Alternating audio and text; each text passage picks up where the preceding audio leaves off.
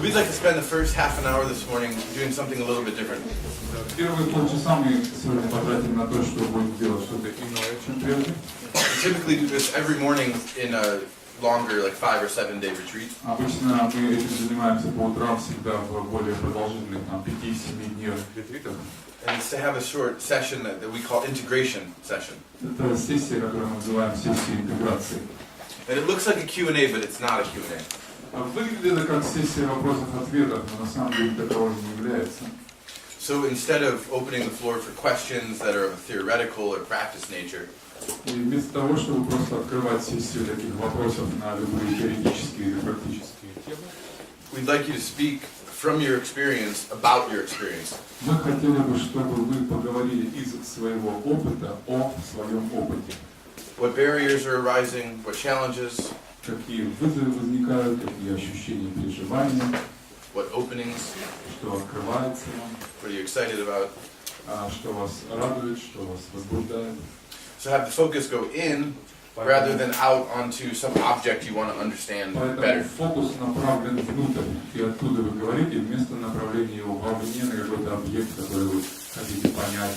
We'll have many hours in the rest of the day to do those types of questions. Для такого рода вопросов у нас будет множество еще возможностей позже, сегодня днем. So now we'd like to hear where you're at, and also, sharing it with everyone who's here. And maybe we'll respond. Maybe we won't. Поэтому, пожалуйста, поделитесь тем, что внутри вас, как вы ощущаете процесс. И мы хотим, чтобы другие это услышали, узнали, и мы услышали это, узнали, и, может быть, как-то бы прокомментировали, если будет вам необходимость. Does that make sense? Понятно, да? So the floor is open. Поэтому, пожалуйста, начинайте отвечать.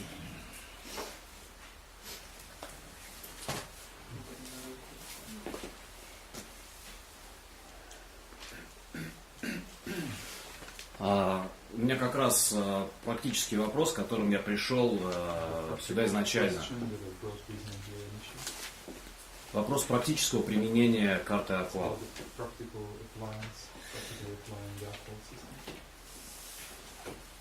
Меня интересует, как я могу себя находить в ее месте. Так сказать, диагностировать себя и людей вокруг по ней. So that sounds a little bit like a question. Это выглядит немножко как вопрос у нас. So let me ask you this. Давайте я спрошу вас. Why is that important? Почему это важно тебе вот сейчас? Потому что это приводит, я надеюсь, к трансформации, которая является сутью моей жизни сейчас, а к самым актуальным вопросам сейчас. So I'm seeing two poles: practical application, and then this sort of side about self-assessment. Я здесь вижу два таких аспекта: это практическое применение и затем вот самооценка, да, с использованием этой карты, этой системы. And self-assessment is locating yourself in all these maps. Самооценка — это локализация какая-то себя вот на этих всех шкалах, на всех этих картах. Is that accurate? Так, да? Правильно? Yeah.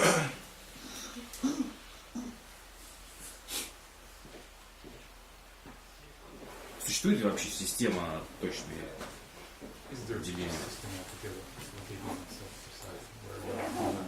Yeah, there's not a precise way to do it. Нет точного способа сделать это достоверного, будучи с вами откровенным. I think it's a mix of three things. Здесь три момента есть.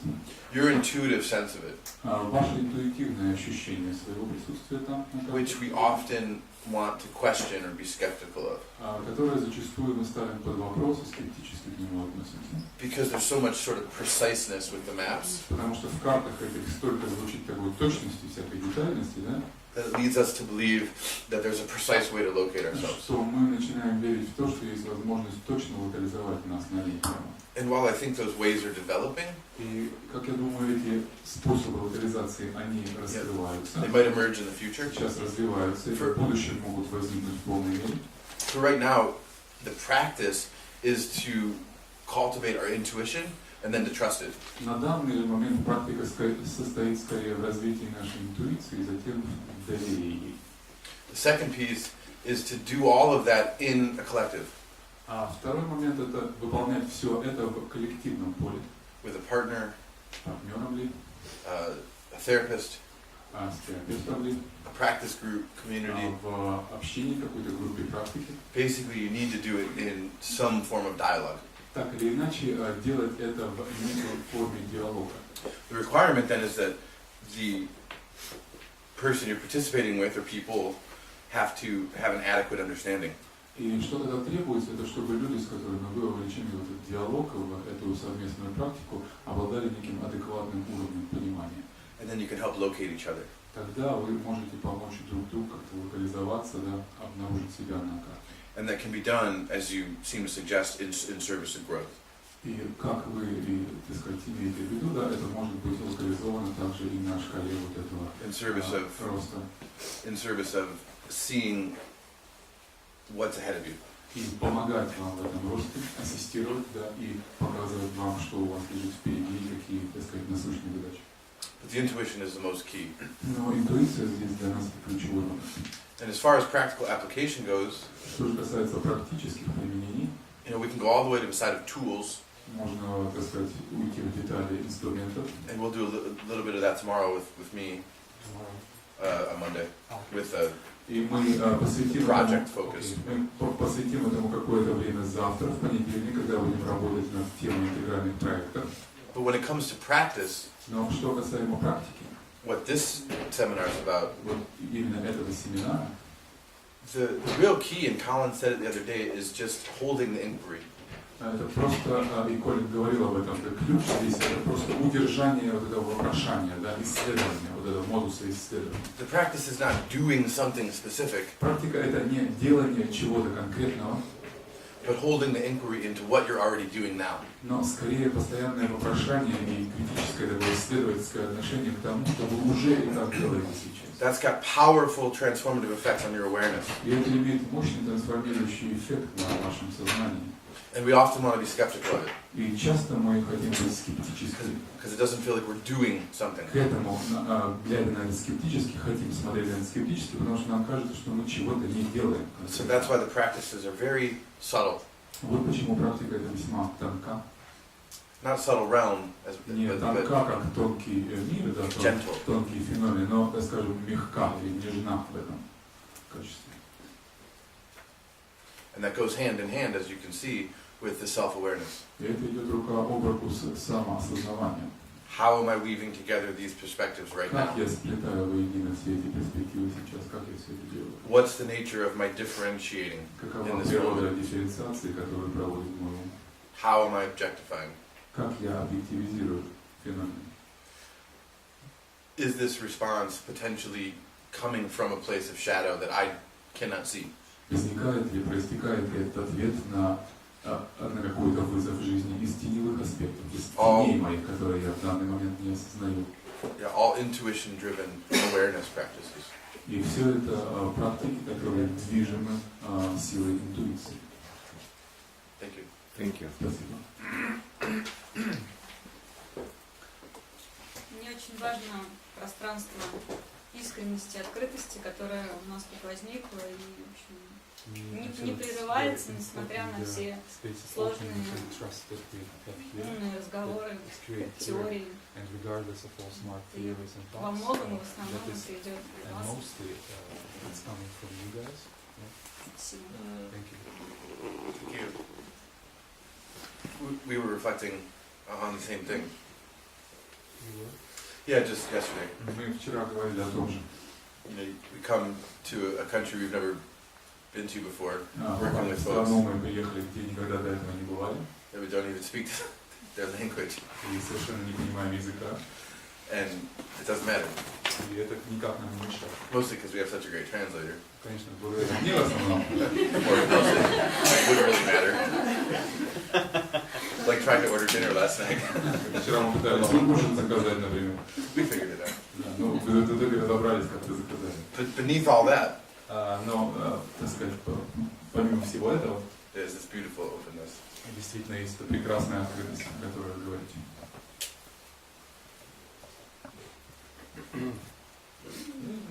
You're just going to be openness. That's his role. будет этой открытостью. Он рубашку поменял. Oh, he changed his. He changed his shirt. Я все равно помню тебя, я не дам Changed his shirt from Turkish to pink. Yeah, I said, I remember you. I wanted to ask more questions. You're not disguised. Не нужно, не спрячешься. не нужно пересаживаться, у мальчика феноменальная память. You don't have to change your seat. The guy is a phenomenal member. So they won't miss you. That's you. You raising him? Вот, ты говорил о теневых аспектах, которые возникают при взаимодействии с другими людьми. About the shadow aspects that arise when you communicate with other people. Используешь ли ты что-то для сохранения устойчивости, чтобы вовремя славливать эти воздействия? Some tricks to keep stable and not to fall prey to those shadow aspects overcoming you. I don't have any shadows. У меня теней нету. О чем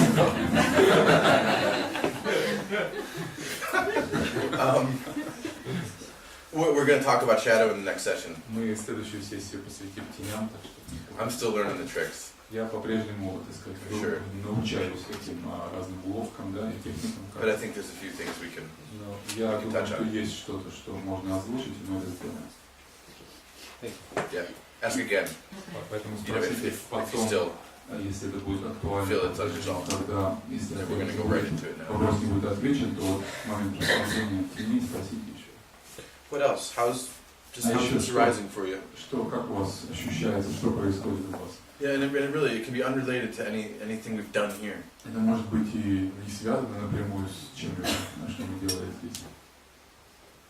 Ну, у меня вот буквально за сегодня, даже за утро, я написал список из 13 вопросов, все, в принципе, я сам могу даже на них все ответить, даже спрашивать нечего. 30 questions, like even this morning, I wrote nice questions, but when I look at them, they have all the answers, so I won't even give voicing. И как-то все потихоньку, наконец-то, интегрируется в какое-то такое Everything is мероприятие. falling in place and being integrated sometimes.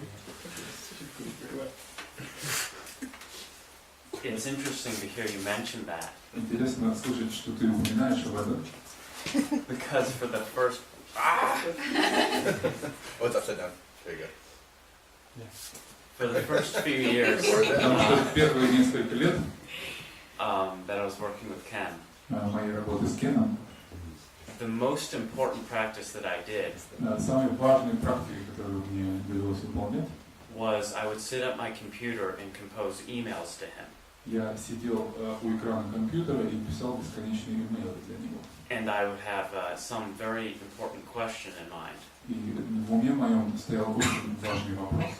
And because I was writing this email to Ken Wilber, И поскольку я писал все эти имейлы, подписываясь Кен Уилбер, I would spend 3 or 4 hours making sure I asked the question perfectly. я тратил 3-4 часа, чтобы убедиться в том, что задаю вопрос совершенно безупречно. At which point I would have answered my own question. И к этому моменту, 3-4 часа точной постановки вопроса, я имел всякий раз ответ. Ясно. Yes. There's a huge component of trusting your intuition. И есть огромный здесь момент доверия собственной интуиции. What's an answer? Что есть ответ? What does it mean to be right? И правильный ли он? That's all temporary and fleeting, and it Вообще все, transforms. что это It's about такое locating правильность и that. так далее. Все это приходящее, очень мимолетно, поэтому надо понимать, где вот это локализуется интуиция и доверие. Do you guys know Stuart Davis, Стюарта Дэвиса знаете? the artist? Yeah. He talks about entering the heart of the question Он как раз говорит в этих терминах о вхождении в сердце вопроса, as a practice. как духовной практики.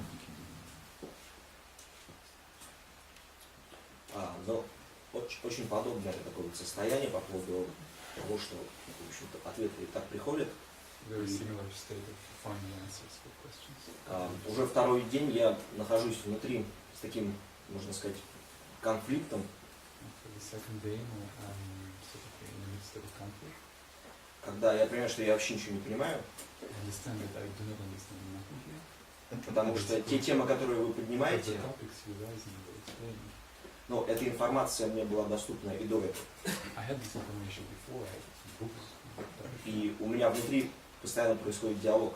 And I always have a dialogue running inside me. Я же все это знал. I knew all that, I read all that. Нахер я пришел? Вот именно. What am I doing? И мое пребывание похоже на пребывание на сатсанге. So my state here is like being at satsang. Когда я как бы открываюсь, чувствую, And I open myself, пребываю, feel things, and simply remain here, stay here, be present, и что-то вот приходит. and something visits me. А может быть, это мой глюк. It's just a trick I'm having. Yeah. That's the shamanic tea. Сейчас шаманский чай, который вы злоупотребляете. I feel the same way after you gave it to me. Я тоже чувствую, когда вы мне чьё-то налил. That's beautiful. You know what comes up for me is, as Colin and I said, I mean, one of the things that we have to do, Одна из вещей, которые нам необходимо делать, having learned with Ken for the last 10 years, и которые мы учились у Кена последние 10 лет, is to take aspects of what we've done with him and bring it into the world. это принимать различные аспекты того, чему мы научились с ним, и переносить это в мир. Whether we want to or like to or not. Хотим ли мы того, нравится ли нам это или нет. And one of the greatest practices И одна из over the last 10 years for me with Ken практик за последние 10 лет для меня с Кеном была was hearing him talk every 2 days about the same damn thing это слушать, как он говорит каждые 2 дня об одной и той же вещи. for 10 years. 10 лет.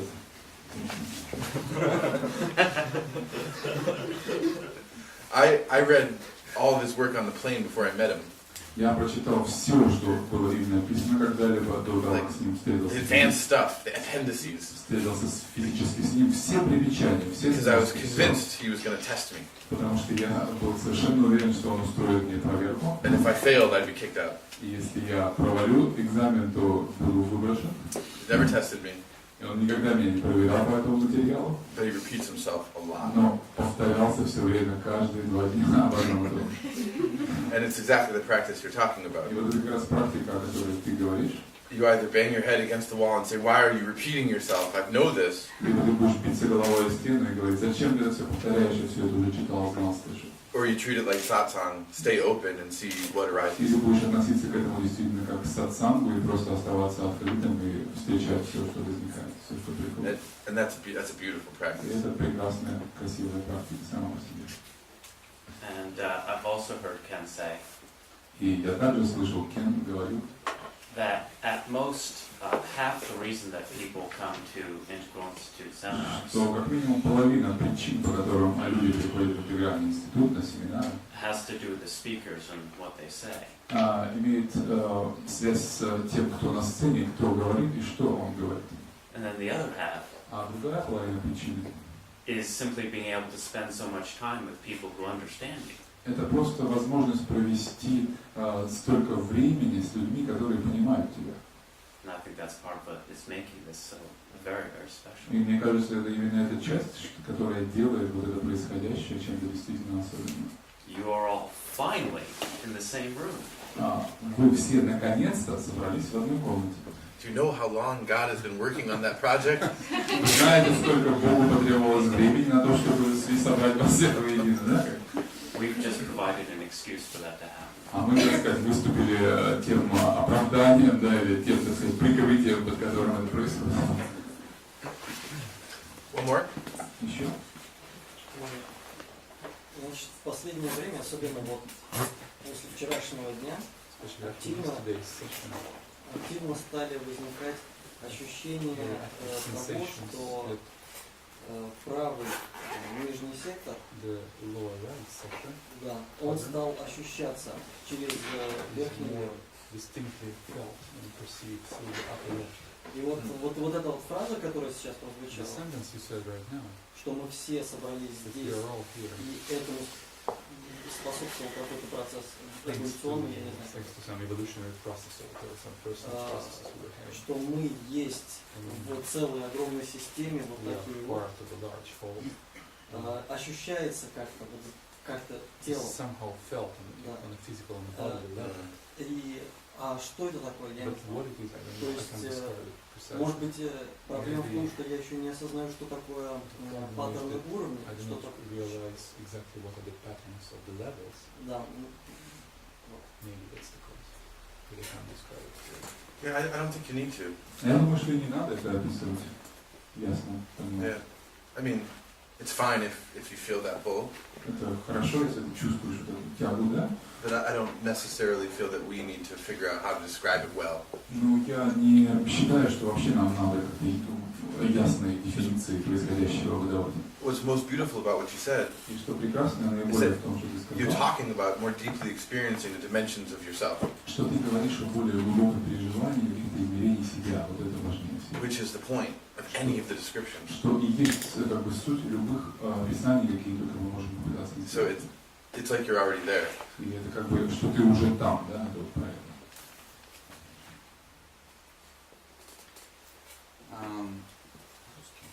Ну ты и так сказал. I've been working on my shadow for the last 5 years, I think, Not very, done yet? very deeply because of my psychological studies and holotropic breathwork specialization. But in this, but how I began was the integral yoga of Sri Aurobindo, and also those non-dual meditations, which I omitted for some time. The day before yesterday, you reintroduced this to me, and what I feel now is very, very strong rise of my Kundalini. Yesterday, and especially, I don't know whether this is connected with the meditation, or I also feel that it is also connected with you, because when I'm in your proximity, I feel it stronger. Okay, that's what I wanted to say. Совсем кратко скажу. Последние 5 лет я, так получилось, что в силу и профессиональных моментов, потому что я стал получать второе высшее образование по трансперсональной психологии, и потому что стал ведущим холотропного дыхания, пришлось очень много работать над своей тенью. И когда я приходил вообще во все это пространство, я начинал с интегральной йоги Шри Aurobindo, где я как раз занимался недвойственными практиками и медитациями. На какое-то время это ушло на задний план, потому что пришлось погружаться вот в тот самый подвал и там вот все это разгребать. И когда сейчас Колин вернулся обратно, вернее, приехал сюда, и вновь ввел мою практику, вот эту вот недвойственную медитацию, я стал, я и до этого это ощущал, но особенно последние 2 дня ощущаю очень сильное движение кундалини внутри. И я вот сейчас просто задал такой вопрос и себе, может быть, особенно когда я нахожусь рядом с Колином, у меня еще сильнее начинаются вот эти потоки кундалини внутри. Ну, просто вот так большое спасибо за такое вот такое возвращение обратно в более высокие, так сказать, энергии, может быть, для меня, потому что работа с тенью — это очень тяжелый процесс. Спасибо.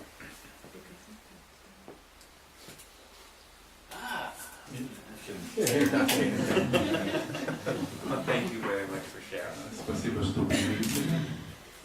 Sometimes I wish I could get less proximity from myself. Порой я желаю, в этом случае, быть не столь близко самому себе. Because sometimes it feels like that Kundalini energy is trying to leap out of my heart. Потому что порой ощущается так, что эта энергия кундалини хочет просто выпрыгнуть из моего сердца. And then I end up jumping И in my меня вот chair. так вот дергает, и я подпрыгиваю, сидя в кресле. Меня просто спросили, да, что ты имеешь в виду под энергией кундалини, да? Я просто совершенно уже не понимаю.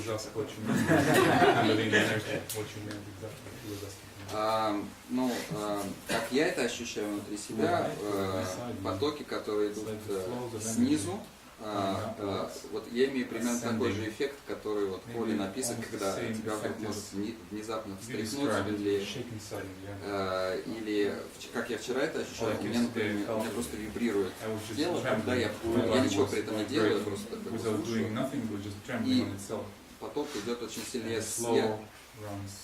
Я буквально 3 недели назад приезжала Кристина Гроф с со Стэном. И она рассказывала о том, как у нее происходит, в течение многих лет происходили вот эти вот движения. И я теперь понимаю, что это значит, потому что у меня происходит то же самое.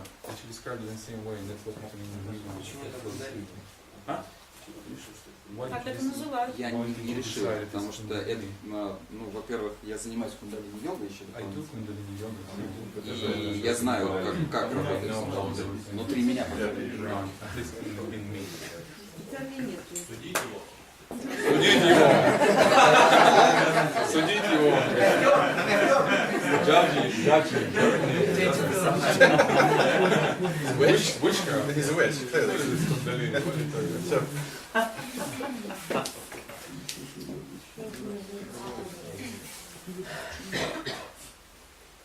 Есть ли какие-то показатели статистики по странам и работы с интегральным мышлением? Просто. И что вы, и второй вопрос. И второй вопрос. Все понимание современного мира строится на «я». И как интегральное мощение стыкуется с западным пониманием. Ну, понимаете, о чем я говорю? Когда весь мир воспринимается через «я». Вся Европа, Россия, где очень развита коррупция, и люди, ну, вот, сопереживать людям бывает сложно. Они просто, мы достаточное время были в тяжелых условиях, и люди заточены на то, чтобы заботиться только о себе. Как вы видите выход из этой ситуации? Как это вообще в миру будет переживаться? Что вы об этом думаете? Потому что, ну вот именно Европа, именно и все развитые страны.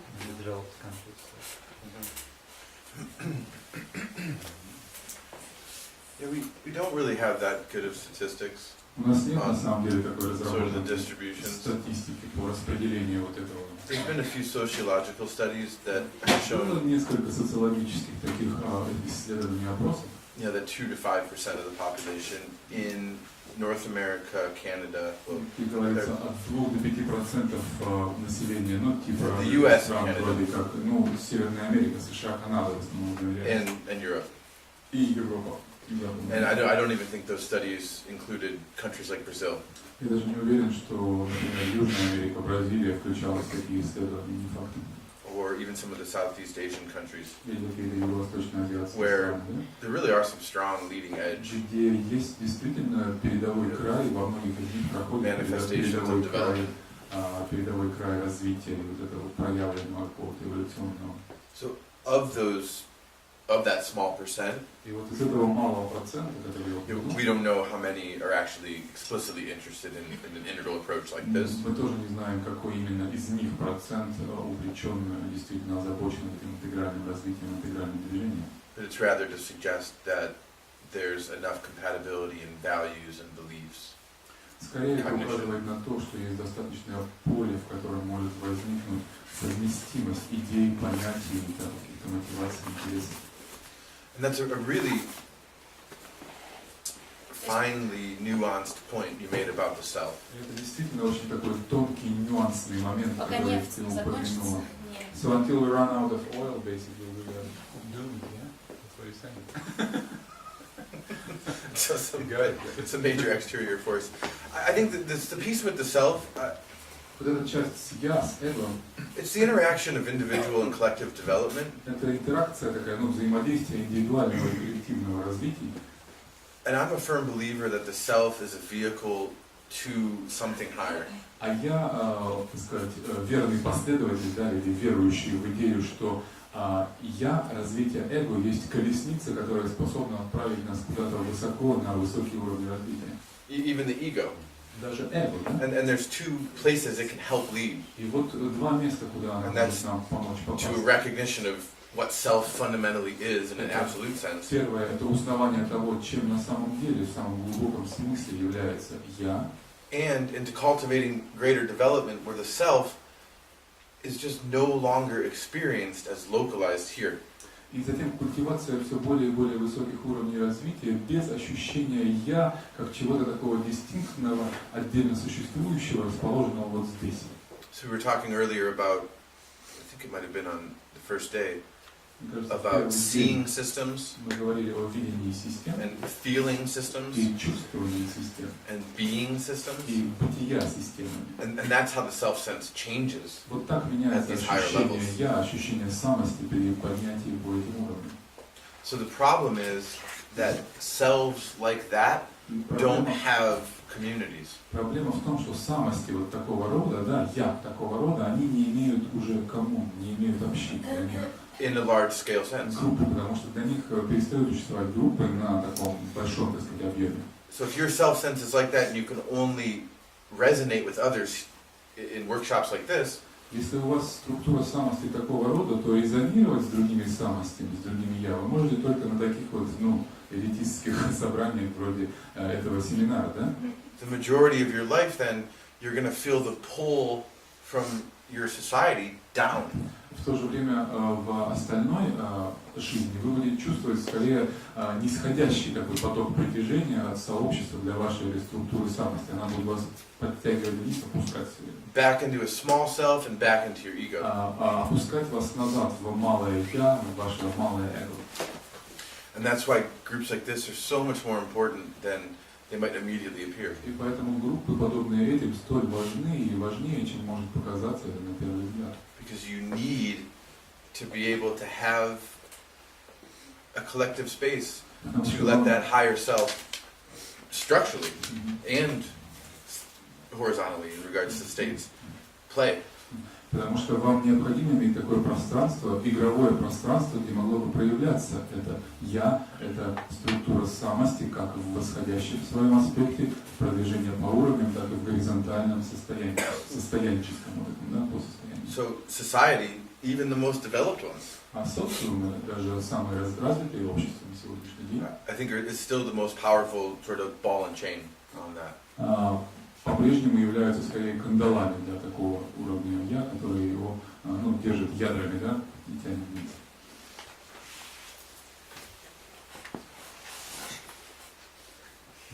So, we're going to need to take a 5-minute break. 5 минут перерывчик. And we'll come back and then talk about shadow. И поговорим о тенях. And we'll have more space for questions. И будет у нас еще время для вопросов.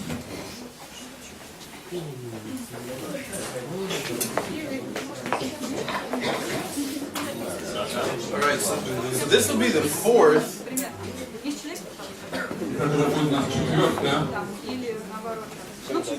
of our important concepts, or I should say important maps, in regards to human growth. So we have structure stages, we have state stages, и у нас есть состояние стадии по верхней. and both of those are navigated by the self. И то, и другое навигирует, да, перемещается и по тому, и по другому, то, что мы именовали самостью. And then all this business with how the self can make mistakes И все вот это, как эта самость может ошибаться, concerns shadow. это заканчивается в итоге тенями. All the ways that we can sabotage our own growth and development. Это все проявляется как форма саботажа нашего роста и развития в итоге. So Ken often suggests that the quickest way to summarize what we have to work with on the path of human growth and development Кен часто говорит, что если, так сказать, суммировать, подвести итог тому, с чем нам предстоит работать на пути вот этого человеческого роста, развития, is states, stages, and shadow. это состояние, это стадии и это тени. Вот 3 фронта работы. The 3 S's. 2 S, да? States, stages, and shadows. 3 ряда по S. So, the first thing to recognize is that unconscious, И первое, что необходимо признать, это что наше бессознательное, the unconscious, просто бессознательное, is often associated with shadow. Зачастую ассоциируется как раз с тенью. Maybe even often equated with shadow. Даже приравнивается, да?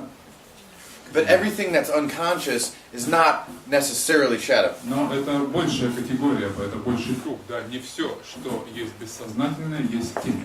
The unconscious plays a role Бессознательное, безусловно, играет роль in the development of shadow, в развитии тени, but they're not one and the same. но они не одно. So Ken outlines 5 types of unconscious. 5 типов подсознательного, бессознательного описывает Кен в своих работах. For reference, this is from his earlier work. Чтобы вы понимали, это из его более ранних трудов You would need the book Eye to Eye. Eye is in this eye. Not. Что это за книжка? Глаза в глаза. Ну, это на самом деле не глаза в глаза, а там... Ну, у нас же все равно это, да. Глаза в глаза, или как-то Eye to Eye, так называлась эта работа. Есть пути за пределы эго, сборник. It's in the path beyond ego, it's in that volume. Oh, is the one on unconscious is? The 5 types of unconscious? No, it's that work. Нет, это не то, это сборник там нет. Ну там может быть есть, я не помню, есть описание бессознательных типов, но... Есть, да? Есть. Прямо вот эта работа, да? Check. Прямо вот эта работа. I'm mentioning it simply. Не так она называется, просто в работе перечислена и сделана. Okay, great. That's good to know. Because you're not going to find this in his newest work. You'll find stuff on shadow, but not unconscious. Вот такое детальное описание теней встречается в его более поздних работах уже. So in this earlier phase of his work, Итак, в этой более ранней фазе его работы Ken relied pretty heavily on the work of Freud and Jung. он опирался довольно серьезно на работы Фрейда и Юнга. So much of this work on unconscious И большая часть этой работы о бессознательном is rooted in the psychoanalytic tradition. коренится в психоаналитической традиции. So the ground unconscious, И, как сказать, first основа, да, бессознательная основа refers to all unemerged deep structures of consciousness. относится ко всем непроявленным глубинным структурам сознания. Unconscious means not conscious. Подсознательного или бессознательного значит несознательного, иными словами, неосознанного. So this is how the ground unconscious works. Вот так основа или, как сказать, бессознательная основа или основное бессознательное работает. If your center of gravity is orange, если ваш центр притяжения на оранжевом, and yet green and teal and turquoise have emerged in other people, а вокруг там зеленый, и изумрудный, и бирюзовый развились в других людях, those structures are unconscious for you. эти структуры будут бессознательными для вас. They're over your head. Они, так сказать, They're not in your awareness. так сказать, под потолком для вас, то есть недостижимы для вас, это выше вас. If we as a culture of humans, Если мы как культура or a species, людей, как вид человека, and at this point in evolution, в данный момент эволюции, let's say teal has emerged, скажем так, изумрудный у нас проявился в мире, that all of third tier и весь третий порядок is part of the ground unconscious. находится, лежит сейчас в пределах бессознательного. The key here is Основа. this has nothing to do with repression. И здесь совершенно мы не ведем речь о подавлении, вытеснении, So it's not bad. поэтому нет в этом какой-то дурной коннотации. It's just not in our conscious Это awareness. просто не в нашем осознанном. Now, the archaic unconscious Архаическое бессознательное is similar. Схоже с этим. It's not all the unemerged structures, Это не те еще не развившиеся but it's стадии, all the primitive но это те structures. все примитивные, предшествовавшие стадии, It's all the pre-verbal, превербальные стадии, early, hence the name archaic, ранние, а соответственно и именуемые здесь архаическими, structures of individuals and collectives. структуры индивидуального и коллективного. So this is where the collective unconscious first starts to show up. Вот здесь начинает впервые проявляться и коллективное бессознательное. For Jung Для Юнга and Freud, и Фрейда they had a pretty major disagreement here. У них здесь как раз пролегала такая линия основного их несогласия. So much so that it broke their relationship apart. До такой степени, что это их, так сказать, развело в стороны и рассорило как людей. Freud suggested that archetypes, Jung's conception of archetypes, что архетипы was a form of в occultism. восприятии их Юнгом, как Юнг их понимал, это форма оккультизма. And Jung tracked archetypes from the archaic unconscious all the way up to levels of mystical experience. Потому что Юнг проводил их от бессознательного архаического уровня до самых высоких мистических стадий.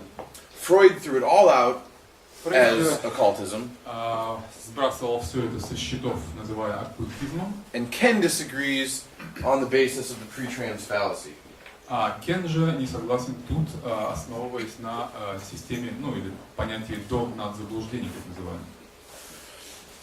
Simply, he suggests that Jung elevated earlier archaic structures up to mystical experience. Что он говорит простыми словами, то что Юнг, по его мнению, поднял эти архаические структуры, возвысив их до мистического. And is more or less confused pre-rational и более или менее что сделал? Transrational. Дорациональное, предрациональное с над или пострациональное. So Ken would say that the archaic unconscious holds primitive drives and impulses. Кен утверждает, что архаическое бессознательное содержит в себе различные импульсы и драйвы, no archetypes, примитивные, не архетипы, and nothing spiritual. И ничего духовного там нет.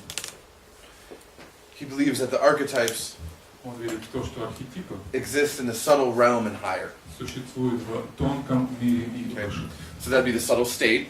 Это тонкое состояние, о котором мы говорили, или indigo to ultraviolet. Индиго до ультрафиолета в той шкале цветовой. So the archaic unconscious is again not repressed. Опять же, это не вытесненное, это не подавленное. It's not shadow in that sense. И это не тени, вот в смысле тени, как мы это используем. However, because it's unconscious, потому что это, тем не менее, бессознательное, it has a tendency to sneak up and connect with aspects of ourselves that we do repress. Проскальзывать и интегрироваться в и взаимодействовать с и проявляться через те бессознательные тени, которые все мы имеем. It's not the product of personal experience. Это не продукт индивидуального какого-то опыта. And because of that, we can't have a reflexive awareness of it. И поэтому у нас не получится какое-то рефлексивное взаимодействие, рассмотрение этого. So when we repress higher aspects of ourselves, когда мы подавляем более высокие аспекты себя, they often get hijacked or contaminated by elements of the archaic они conscious. зачастую захватываются, берутся в заложники вот этими архаическими структурами. Okay. So again, this is just to differentiate shadow from unconscious. И это просто мы дифференцируем в целом, что есть бессознательное и что есть тень, что не всегда одно есть другое. So as we go up this list, we'll start to get toward true shadow. И продвигаясь вот так по этому списку, мы будем все больше и больше рафинировать, так сказать, понятие собственной тени и приближаться непосредственно к ним. So the next type of unconscious is submergent unconscious. Следующий тип бессознательного, это у нас, Жень, как мы submergent говорим? And submergent unconscious refers, this is a little technical, once a structure or level когда структура или уровень погруженная, да? Попробуем так. Has emerged for an individual human. Проявляется для какого-то индивида. So I've developed to orange. Например, я развился до оранжевого. There's two aspects to that structure. Есть два аспекта этой структуры. There's the deep structure глубинная структура and the surface structure. И поверхностная. Okay? Deep structure глубинная структура are the fundamental patterns это та фундаментальная of система consciousness that define orange. Паттерн, который определяет оранжевый как уровень. Okay? So we talked the other day about multiplistic thinking. Мы говорили о множественном мышлении до этого, да? The ability to see many different versions of what could be right. Способность видеть множество версий того, что правильно, But we want to work to find the best one. Но мы работаем на выбор перспектив и из них какую-то вычленяем одну. That's not a desire. Это не That's the желание, structure of the mind. это структура ума, структура That's called the мышления. deep structure. Это называется глубинной структурой. Anywhere that orange has shown up, Везде, где проявляется оранжевый, any culture, в любой культуре, when it first showed up когда он впервые 4,000 years ago, проявился, скажем, 4000 лет тому назад, or when it shows up in a teenager today, или проявляется в подростке сегодня, it has aspects of those deep structures. он имеет в себе вот эти вот остатки этих глубинных структур. But when it shows up in a Asian culture, Но когда он проявляется, например, в восточной азиатской культуре, is primarily collectivist in its orientation, которая в гораздо большей степени so в основе своей de-emphasizes the individual, коллективистская, да, и удаляющая акцент с индивидуальности, с личности. orange is very different than how orange shows up in, say, America. Оранжевый в своем проявлении выглядит довольно отлично от того, например, как он проявляется в Which is Америке, overly individualistic. который эксцессивно индивидуалистичен, да, явственно. The challenge is that да. orange is an individualistic structure. Итак, оранжевый имеет эту Individualistic structure. оранжевый имеет индивидуалистическую структуру. If amber is about our group, если янтарный это про группу, orange is about me achieving independence это про from меня, that group. достигающего независимости, Independence обретающего in независимости my от mind, группы. Мой ум, my values, мои ценности, my achievement, мои достижения and my individual drive toward excellence и or мои growth. индивидуальные драйвы к росту и к совершенству.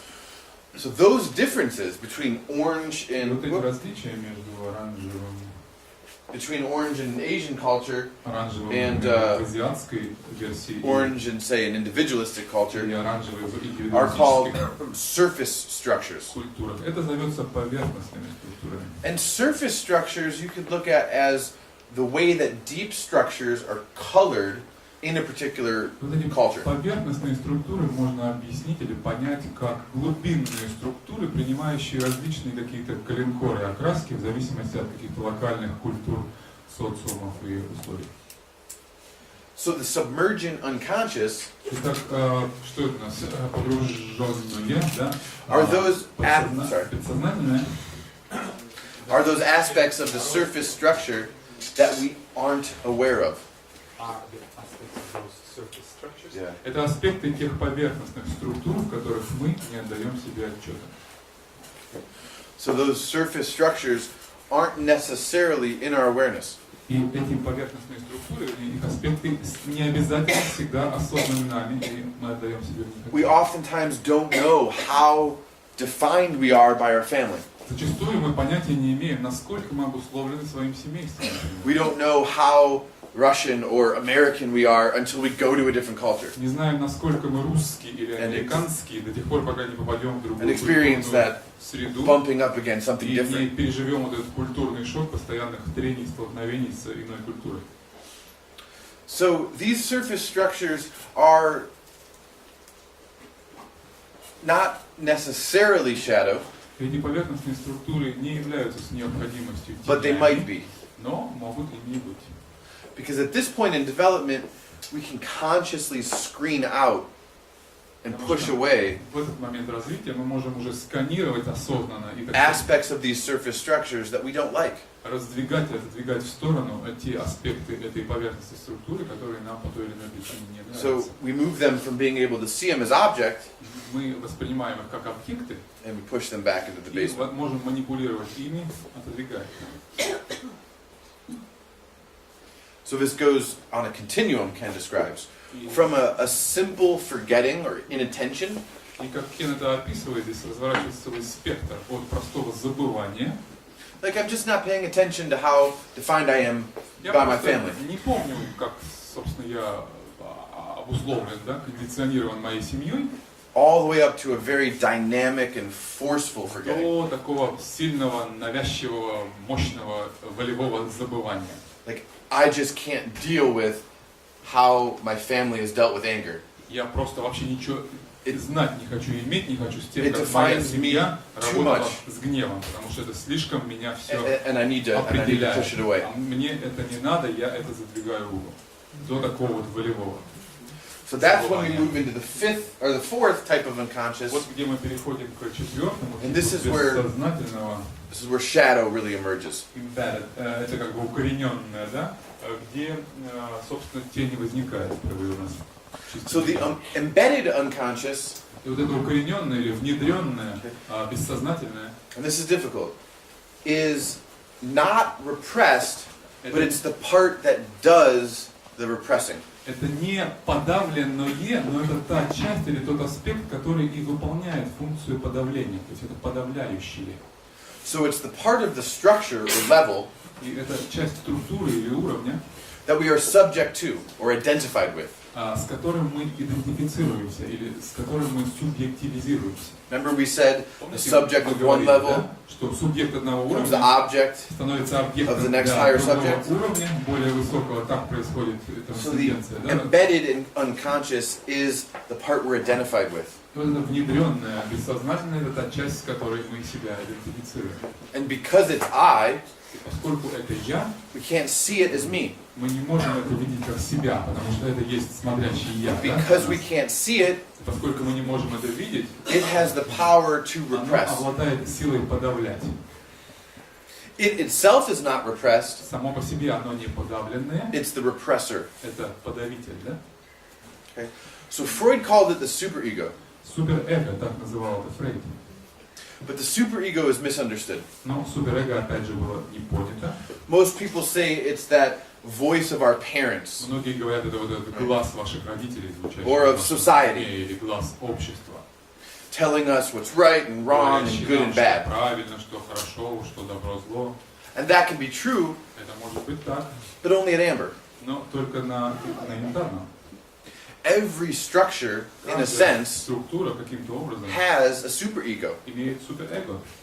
And it's the part of that structure that we're identified with. Структуры, с которой мы себя идентифицируем. So there's an integral superego. Есть интегральное суперэго, that emerges at teal. которое возникает на изумрудном. And it has a different way of repressing. И она имеет различные иные инструменты подавления, нежели те, than the superego at amber. которыми обладала янтарная суперэго. So it's because of the embedded unconscious Так в силу вот этого внедренного или укорененного бессознательного that we can develop split-off subjects at every level of development. Можем развивать, получать вот эти вот осколки, да, отщепленные от нас элементы самости на каждом уровне. Благодаря этому вот эти тени могут у нас сбрасываться на каждом восходящем уровне. So we'll talk more about how the embedded unconscious works to generate shadow in just one moment. Мы объясним чуть позже, поговорим о том, как это внедренное бессознательное генерирует тени. The final type of unconscious И последний тип у нас здесь бессознательного, это эмерджентное, или как возникшее, да? Are the higher levels that have not yet emerged for us. Это то высшее, что еще не возникло и не актуализировалось для нас. The ones that are just coming down next. Те, которые еще грядут и вот-вот для нас наступят. So the subject of one level is the object of the next subject. Субъект одного уровня становится объектом для другого при восхождении, да? The current subject is the embedded unconscious. И текущее для нас отождествление эго-субъект, это наше укорененное, да, мы с ним отождествлены. And that next subject А is вот the то, что emergent грядет unconscious. за ним, после embedded, это emergent, да, возникающее, которое зарождается потом. And the emergent unconscious creates a different type of shadow. Она создает иной, новый тип тени. Okay. And it can result in avoidance of relationship. Может это проявиться в избегательстве, да, в отношениях, в бегстве. A fear of ego or self-death. Боязни страха смерти эго. Because fundamentally it is the death of the self as it transforms to a new higher subject. Потому что это и есть на самом деле всякий раз микросмерть этого эго, когда оно из субъекта переходит в объект при росте, переходе на уровень. It can lead to what Maslow called desacralizing. И это ведет к тому, что Маслоу в своей терминологии называл десакрализацией. Which is the process of taking everything high and telling yourself it's really just ordinary and sort of normal low. Десакрализация происходит таким образом, что вы берете что-то возвышенное, такое высокое, и не сводите это, говоря, да вот это просто обыденное, вот, да? It can lead to what's called substitution. Это то, что субституцией можно заменением назвать, да? Which is basically telling yourself that that's not anything transpersonal, it's prepersonal. Мы берем что-то и говорим, нет, это не транс, не персонально, это то персонально. Prepersonal is less scary. То персонально не так пугает нас, как что-то трансперсонально, да? Это понятнее. And it can also lead to just self-contraction. И также может вести это просто, опять же, к самоконтракции, к этому сжатию. So these last two types of unconscious, embedded and emergent, последние два вот этих типа, внедренные и эмерджентные, развивающиеся, are really the arenas where repression works. Это вот как раз арена, на которой разворачивается борьба всей вот этой репрессии, подавления. The primary function of repression и первичная функция репрессии is to create and recreate это создание и the upper left self-boundary. верхних левых самоограничительных границ каких-то. So I'm going to draw something here for you. Я здесь для вас нарисую.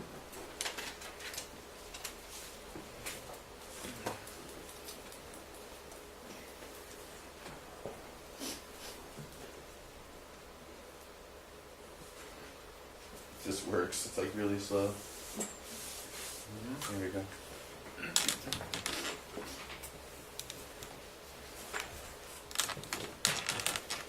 These are the quadrants. Вот квадранты у нас, например. And oftentimes we can draw a hole on like a circle. Часто мы рисуем холон на них, вот так, накрывающий их все кругом. And yesterday we talked about from the outside. Мы говорили извне. The upper left self looks like a self system. Верхняя левая выглядит как такая самосистема, система самости.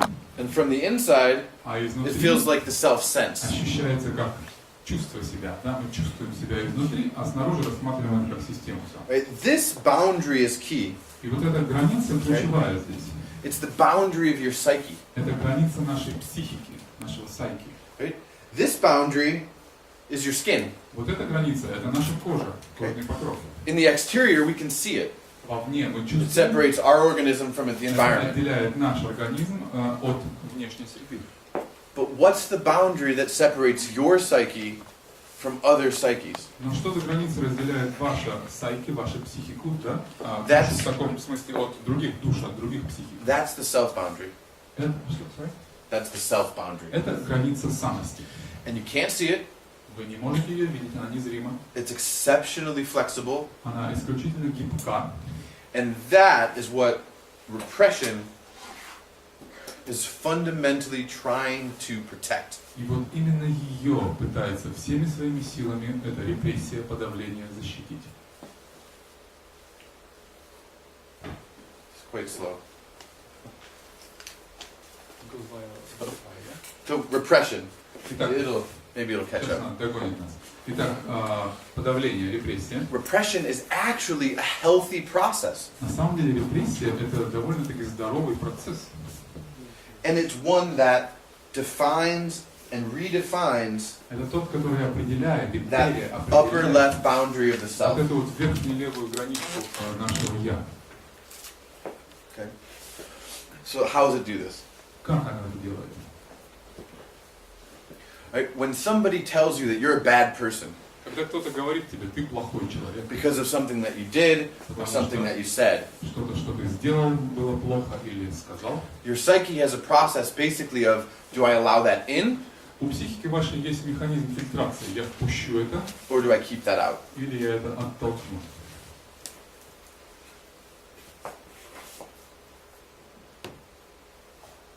Why this isn't working? You have to close the previous program. You think? Yeah. Maybe.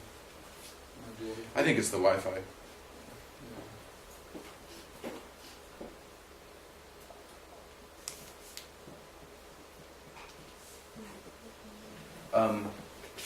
Yeah, we don't need it. So, again, repression is not meant to be vilified. Не надо делать из него врага, злого парня. Not necessarily bad. Не с необходимостью это что-то дурное. Because if you don't have a way of making that boundary solid, Потому что если вы можете сделать эту границу какой-то плотной, нормальной, how do you tell the difference between yourself and the world? если вы не сможете ее поддерживать, как вы скажете, где кончается я, где начинается мир? Your emotions and the emotions of others? Где заканчиваются мои эмоции, начинаются чувства Or your других? mind and the mind of others? Или где заканчивается мой ум и начинаются умы других? The only reason you were able to show up here at this weekend И почему вы могли появиться, собраться все здесь, на is этот because семинар? you somehow have managed to repress Именно well. благодаря тому, что вам удавалось активно выполнять это подавление. But sometimes you repress too much. Но иногда вы эксцессивно, да, слишком подавляете. Sometimes you say, no, I'm not great. Иногда говорим, нет, я I'm not worthy of being loved. не хорош. I can't experience Я не that достоин emotion. любви, я не могу пережить эту эмоцию. I'm not guilty and bad.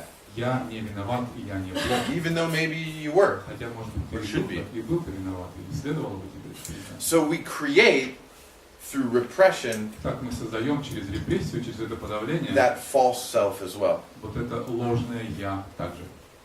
And it's a dynamic, balance or tension Это вот такая динамика, да, Between this противодействия и тяги healthy repression and this между этим unhealthy здоровым, необходимым подавлением и нездоровым.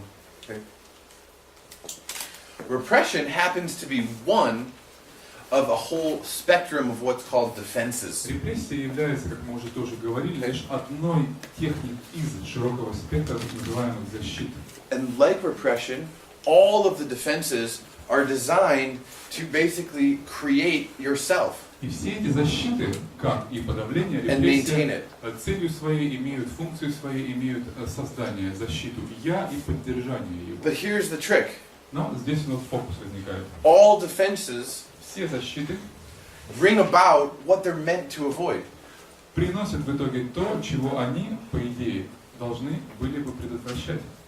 So I want to repress Я a feeling of хочу anger подавить чувство гнева, because I can't feel angry, не хочу чувствовать себя, не and могу all it чувствовать does is себя make me more angry. злым. А все, что в итоге это делает, только лишь провоцирует в нас гнев. Or I want to project, that's not my anger. Это не мой гнев, я You're проецирую. really angry and you got to stop because it's like getting in my Она space. проецирует. Ты гневный, ты влезаешь в мое пространство со своим гневом. Это не я злюсь. And that brings about exactly what it's meant to avoid. И поэтому она приносит именно то, что, по идее, должна была бы предотвращать. It actually makes you angry at me.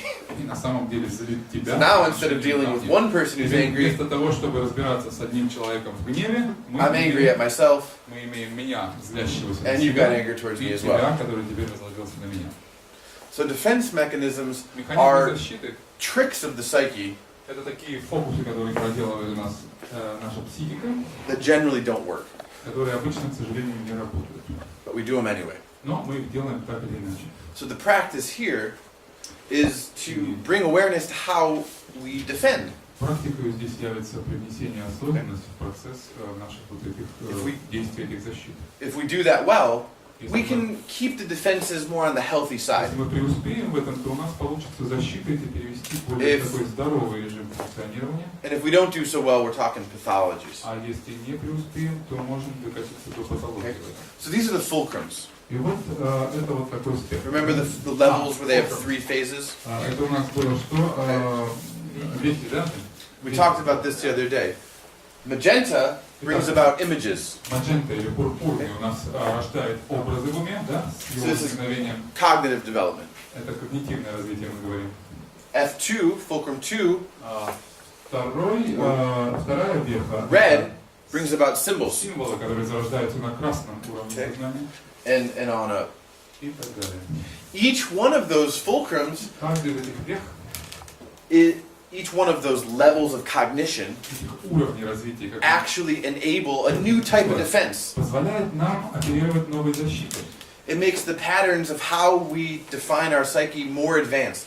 Как мы более продвинуто можем описать теперь свою психику, как мы можем более продвинуто оперировать ею. So one of the most common introjection and projection. Итак, проекция и как у нас интроекция? Инверсия. Интроекция и проекция. Интроекция и проекция — это два наиболее распространенных для вот этого когнитива уровня опыта.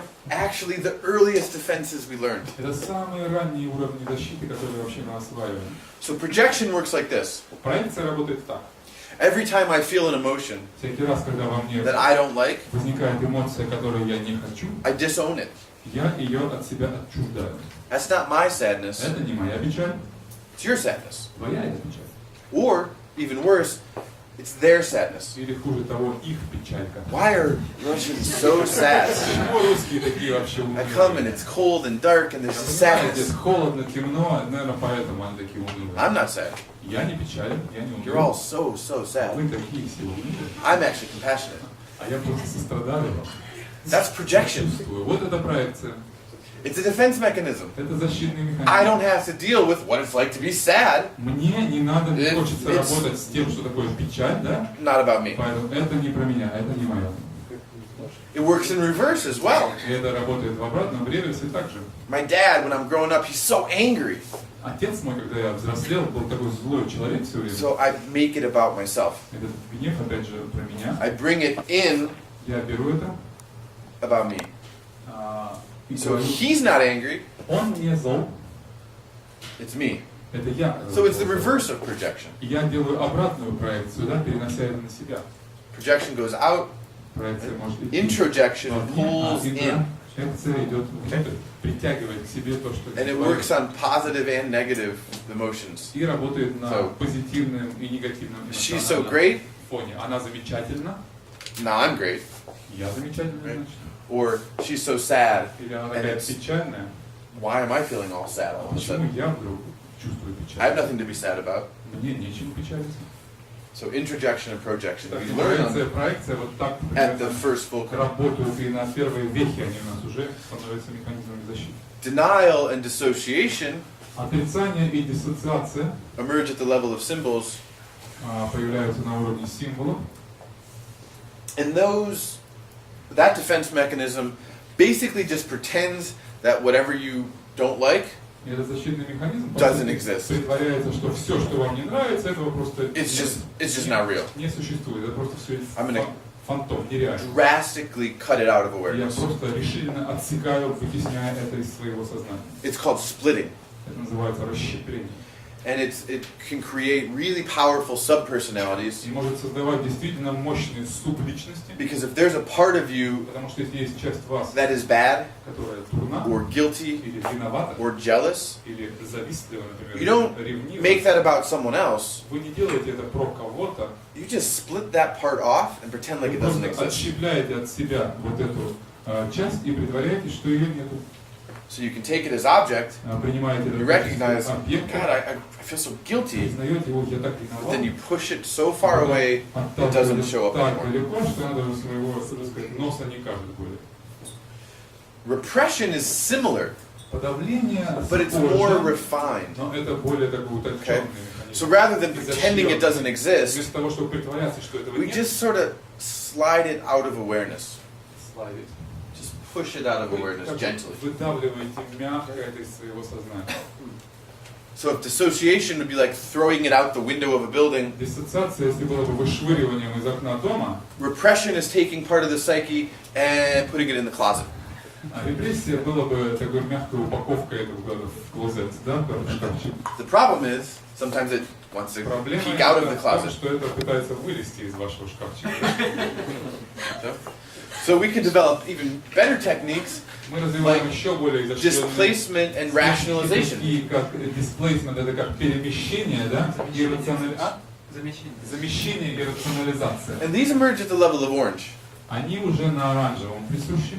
And it's when we tell ourselves Это где мы говорим excuses себе, and we make up stories. придумаем всякие истории, объяснения, рационализации, оправдания.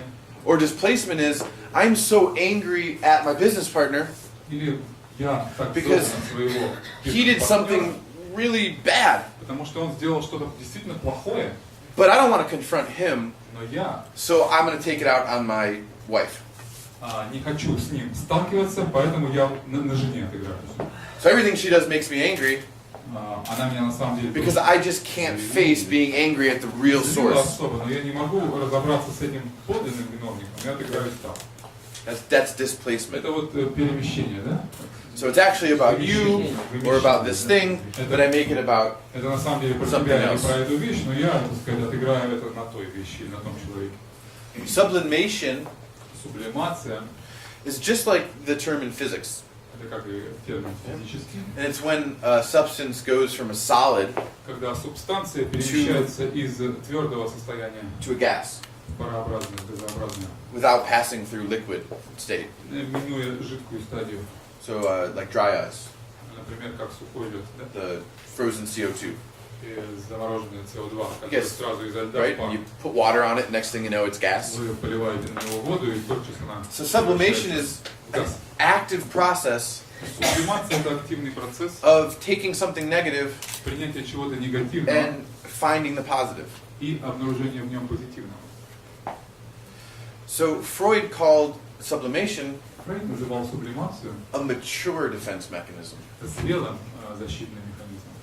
So as your self develops, Как ваша самость растет и it развивается, actually acquires more effective defense она mechanisms. научается и обретает все более и более продвинутые So the механизмы. idea here is, how do I use sublimation И здесь смысл в том, как использовать сублимацию, rather than falling back into the patterns of projection. вместо, например, падения назад в уровень проекции.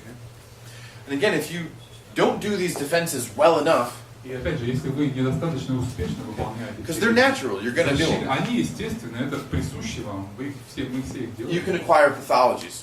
Мы сможем тогда обзавестись патологиями. And again, there's a spectrum of them. Патологии также имеют целый спектр.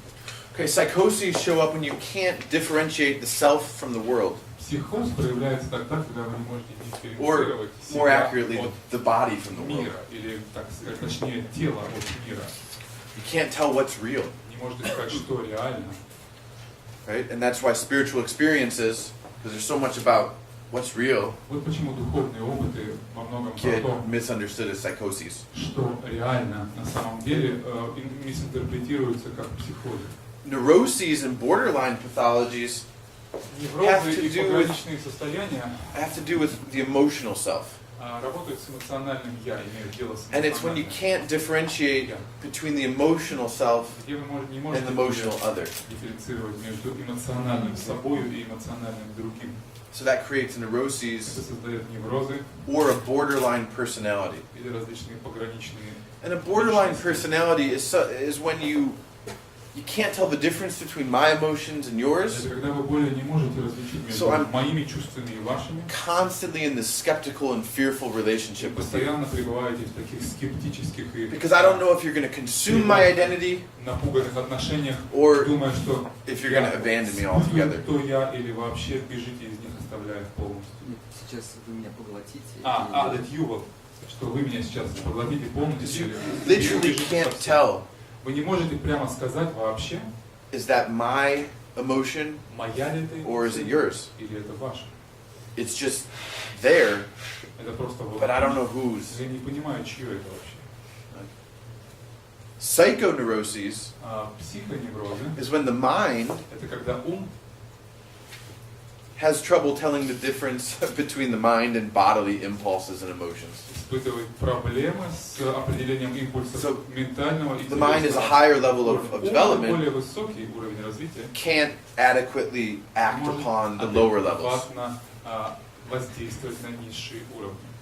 Okay. So this is where you'll get classical things like addiction. Это классические варианты различных Because the mind doesn't know how to process sexual impulse Ум не может переработать сексуальный импульс or emotional impulse или эмоциональный импульс, or the impulse to eat или там обжорство, да? or the impulse to lose yourself in drugs. Или наоборот забыться, так сказать, в каких-то веществах. Script pathologies, again, are the level of mind. А script pathologies это как у нас? Сценарные патологии. Как сценарные патологии. And scripts are about the stories you tell yourself. Сценарий это про те истории, которые вы рассказываете себе. About how you're good, Про то, насколько how you're not good, хороши, нехороши. how there's no chance you're ever going to be a success Что нет шансов, because что you've вы always been a failure. успеете, потому что вы всегда And были you лузером get и так these далее. scripts Все вот эти сценарии from other people, вы подчерпываете от других, society, общества, your parents, от родителей. and fundamentally, fundamentally, the scripts are inaccurate. И на базовом уровне они все неверны. So a script pathology is when you've written the wrong mental ideas and stories about yourself. Патология — это, по сути, случай написания какого-то ложного сценария о себе самом. So the treatment here И лечением здесь is to work with a therapist and actually rewrite those stories. и переписывание этих сценариев. Just because my parents didn't pay much attention to me when I was little Поскольку мои родители уделяли мне мало внимания, когда я был doesn't mean that I'm not маленький, worthy of не love. значит, что я недостоин любви вообще, да? And if that's how your experience was with other people when you were younger, И если это было именно таким ваш опыт, it'll affect your relationships with your partner. вы были молодым, wife, это husband. будет, естественно, влиять на ваши отношения теперь с партнером, Until you can женой. bring awareness to those scripts До тех пор, пока вы не привнесете осознанность в and этот rewrite them. сценарий и не перепишете его. That was because my parents were neglectful, not because I'm not worthy of Потому что love. мои родители были нерадивы, да, или, так сказать, халатные, а не потому, что я был недостоин любви. Identity neuroses Неврозы идентичности are when you have trouble reconciling who you are. для вас сложно разрешить, кто вы есть.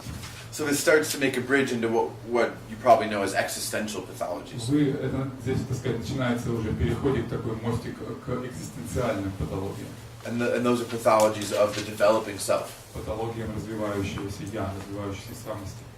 So all this adds up basically to 3 types of shadow.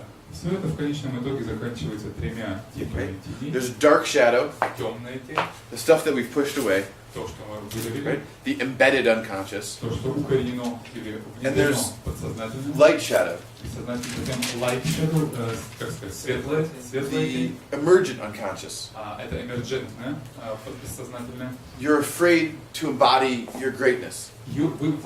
Вы боитесь воплотить свое величие, воплотиться в свое величие.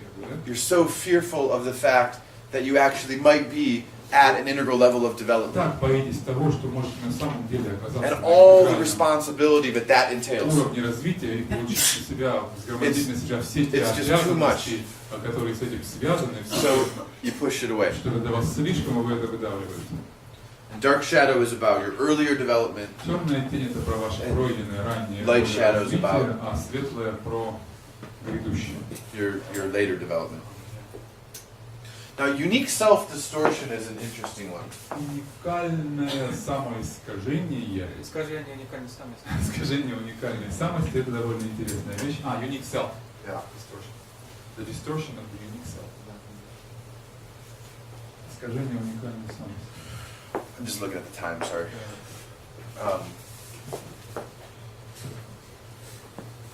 With the model of development that has structures and states, Модель девелопмента развития у нас имеет здесь вертикальную восходящую стадии и состояние слева направо. the absolute realm and the relative. Абсолютное и здесь относительное.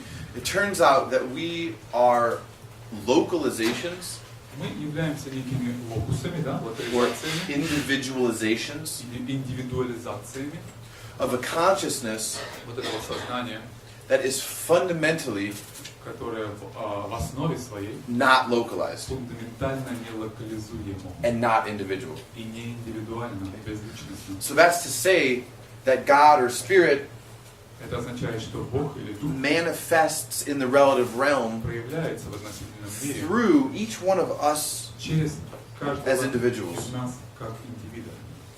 Okay? And as God looks out through our eyes, И глядя через наши глаза, Бог or или some like to say, as we look out through the eyes of God, говорят, мы смотрим as an individual глазами vehicle, Бога как we индивидуальные have сосуды, индивидуальные колесницы, живые существа, an absolutely unique perspective. имеем абсолютно уникальную, отличную от всех перспективу.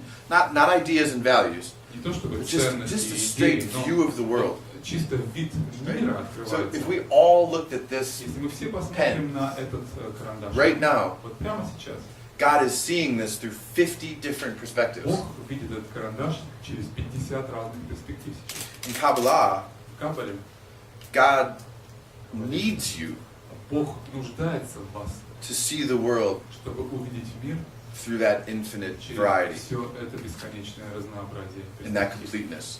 в во всей Because полноте. only you Потому что только вы allow God or Spirit позволяете Богу или Духу to manifest in that particular way. проявиться вот именно таким вот уникальным способом.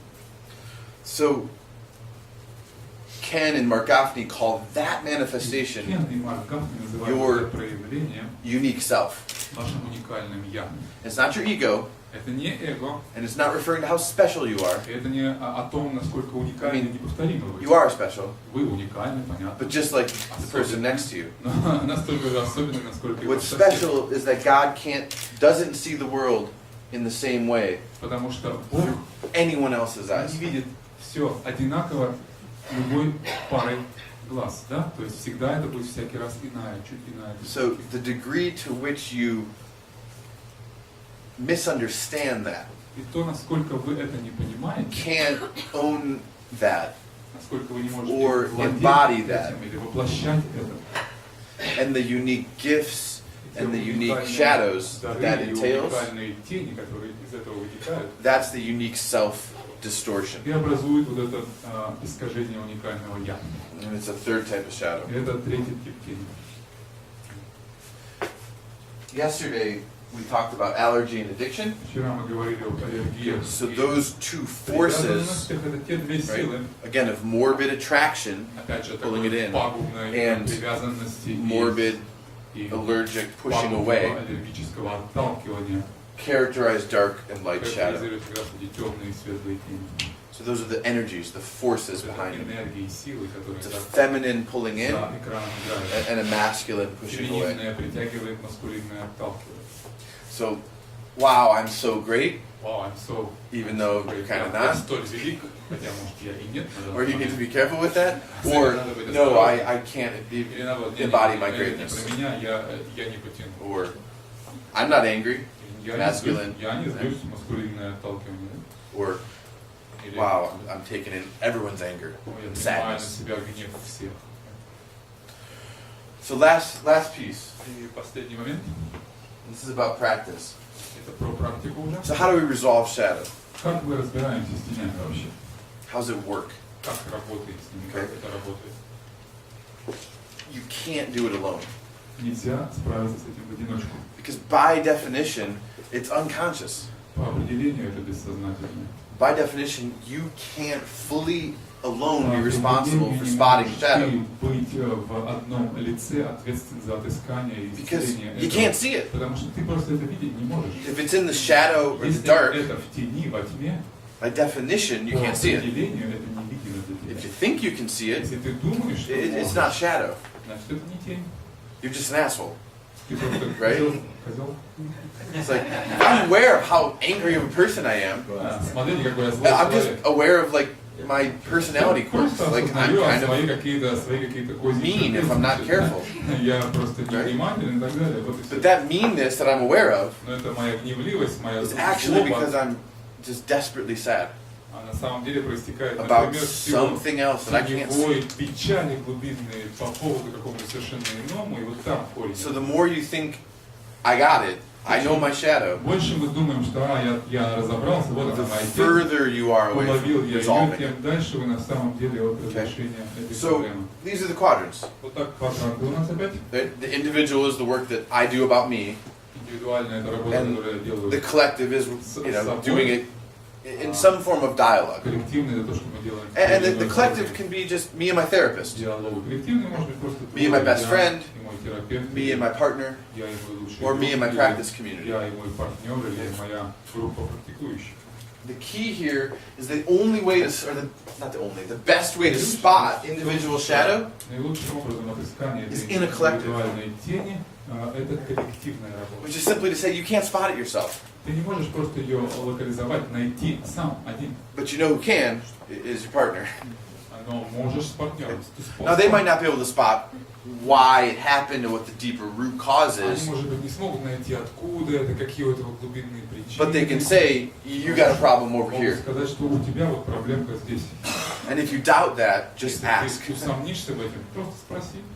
And oftentimes you have to ask. Если сомневаешься, просто спроси. Because people don't like necessarily telling you all the things they don't like about you Не то, чтобы люди сразу начали until you invite that in. все, что им к тебе не нравится, может быть, некоторых надо That's just the first step. It's It's just the first step. Is this my coffee? Somebody bring this wine? Thank you. Надо некоторых об этом попросить. That's just the first step. Great, you spotted it. Первый шаг, отлично, уловили. Это вот To fix it, it has to be individual work. с этим, да, поработать, это уже должно быть опять в индивидуальном квадранте, индивидуальной работе. It doesn't mean you can't get help with your Это не therapist. значит, что вы не можете понять, получить You're помощь. fixing it in your psyche because that's where it was created. Это вы в своей психике там, где это было создано. Now we also talk about collective shadow. Мы говорим там о коллективных тенях, да? Collective shadow of the integral community is that we're elitist. Коллективная тень интегрального сообщества That заключается в том, we're что too abstract and focused on maps. элитисты. Слишком сфокусируемся на абстрактном и на картах. Those are all true statements and people are nodding. Это все истинные заявления, люди But where does it кивают, come да? from? Но откуда это проистекает? A collective doesn't develop like an individual. Коллективно не So our развивается collective так, didn't как split off the индивидуально. subject and push it Наше into the basement. коллективное не отделяет от себя, не отщепляет некий The collective- теневой аспект и прячет его в подвале. Да? The collective got that Коллективное from all of us. получает это от совокупности added up. индивидов, имеющих And it это. manifests. Вместе это, так сказать, накапливается, умножается и имеет некий эффект. Now a leader like Ken Wilber, Лидер, whether he например, wants to lead or not, Кен Уилбер в этом случае, лидер, can have a really powerful effect on sort of teaching a collective bad behavior. может иметь очень мощный эффект на научение вот этим коллективным бессознательным теневым So it's аспектам, reversed. какие-то плохие эффекты. When you resolve collective shadow, Поэтому разрешая коллективные тени, it's the individual that spots the problem. опять же, это индивид, который локализует проблему изначально.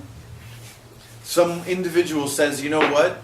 I'm a little bit tired of how elitist the integral community Я is. подустал от всего этого элитизма, который у нас тут So I'm going to bring this up И я хочу этот вопрос in поставить my seminars and practice на groups повестку дня, with my семинарах, integral friends. моей личной практике, у And if we индивидуальных want to людей. fix this, Если мы хотим решить эту проблему, we have to fix it in the collective. нам надо решать ее в коллективном уже, Meaning it requires investigation. где это будет in each one of us. исследование в каждом из нас.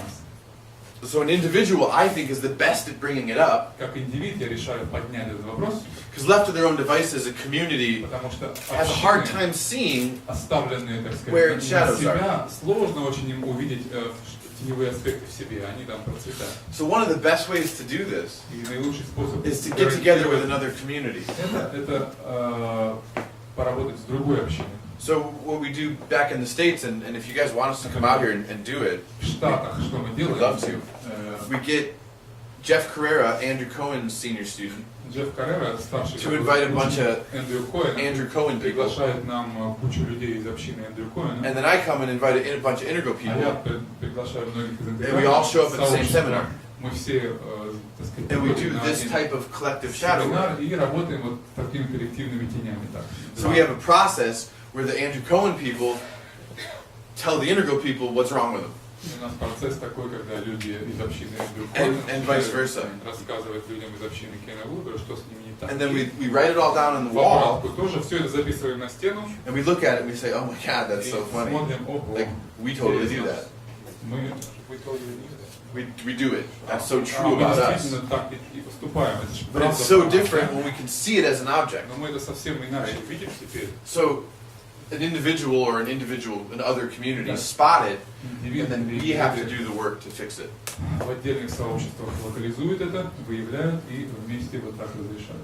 So you can see the individual and the collective are sort of related like a figure eight. И вы видите, как восьмеркой такой связанный индивидуальный In regards to shadow work. коллективный квадрант здесь в теневой работе.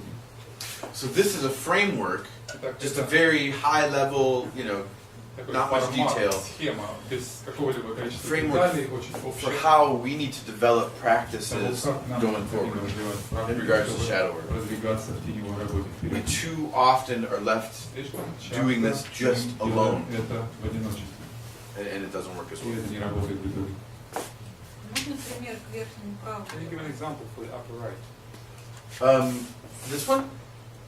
Like how an individual can spot Как индивид выявляет коллективное a collective in the shadow, Да. or a shadow in the collective. Yeah. So I do research and development. Я сам исследую развитие. Right? Developmental theory and developmental science. Теория и наука развития — это And моя тема. I was talking to one of my colleagues. Я говорил с одним из своих коллег. So two individuals, but sort of we looked at this. And we said, wow. Это и сказали, вау. So many people in the integral community think that higher levels are always better. Думают, что высший уровень всегда так круто, так здорово. And we wouldn't have been able to spot that if we didn't do all this individual research, like if we didn't become experts. Мы бы не уловили этого, не провели вот эти исследования по развитию вообще. Then he says, well, I'm going to write a paper about it. И он говорит, я напишу об этом работу. And present it at a conference. И изложу ее на конференции. And I say, well, I'm going to go teach about it. And talk about it in groups. Поговорю об этом в группе. And together, then we've explored 4 or 5 implications of that. We call it growth to goodness assumptions. That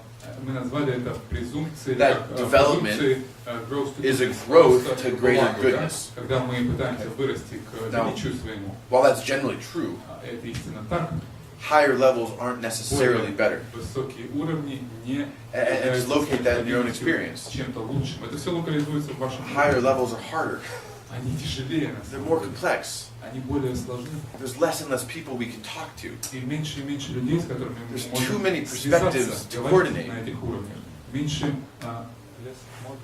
Too many perspectives. So let's be realistic about it.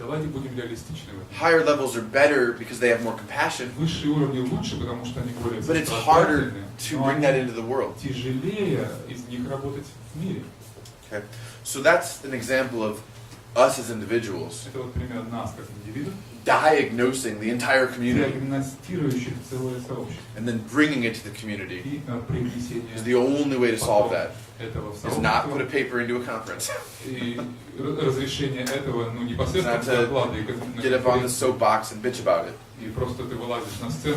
It's the dialogue in real spaces.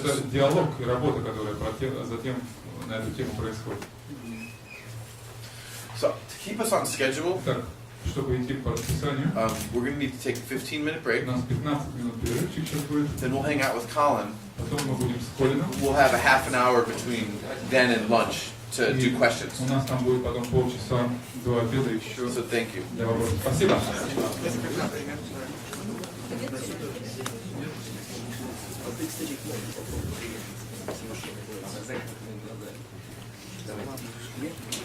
Да, еще раз возвращай, там, я не больше.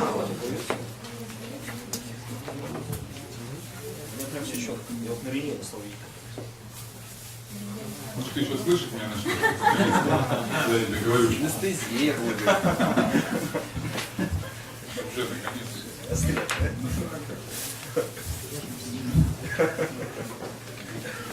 Пойду за книжкой. Hello, everybody. Добрый день всем.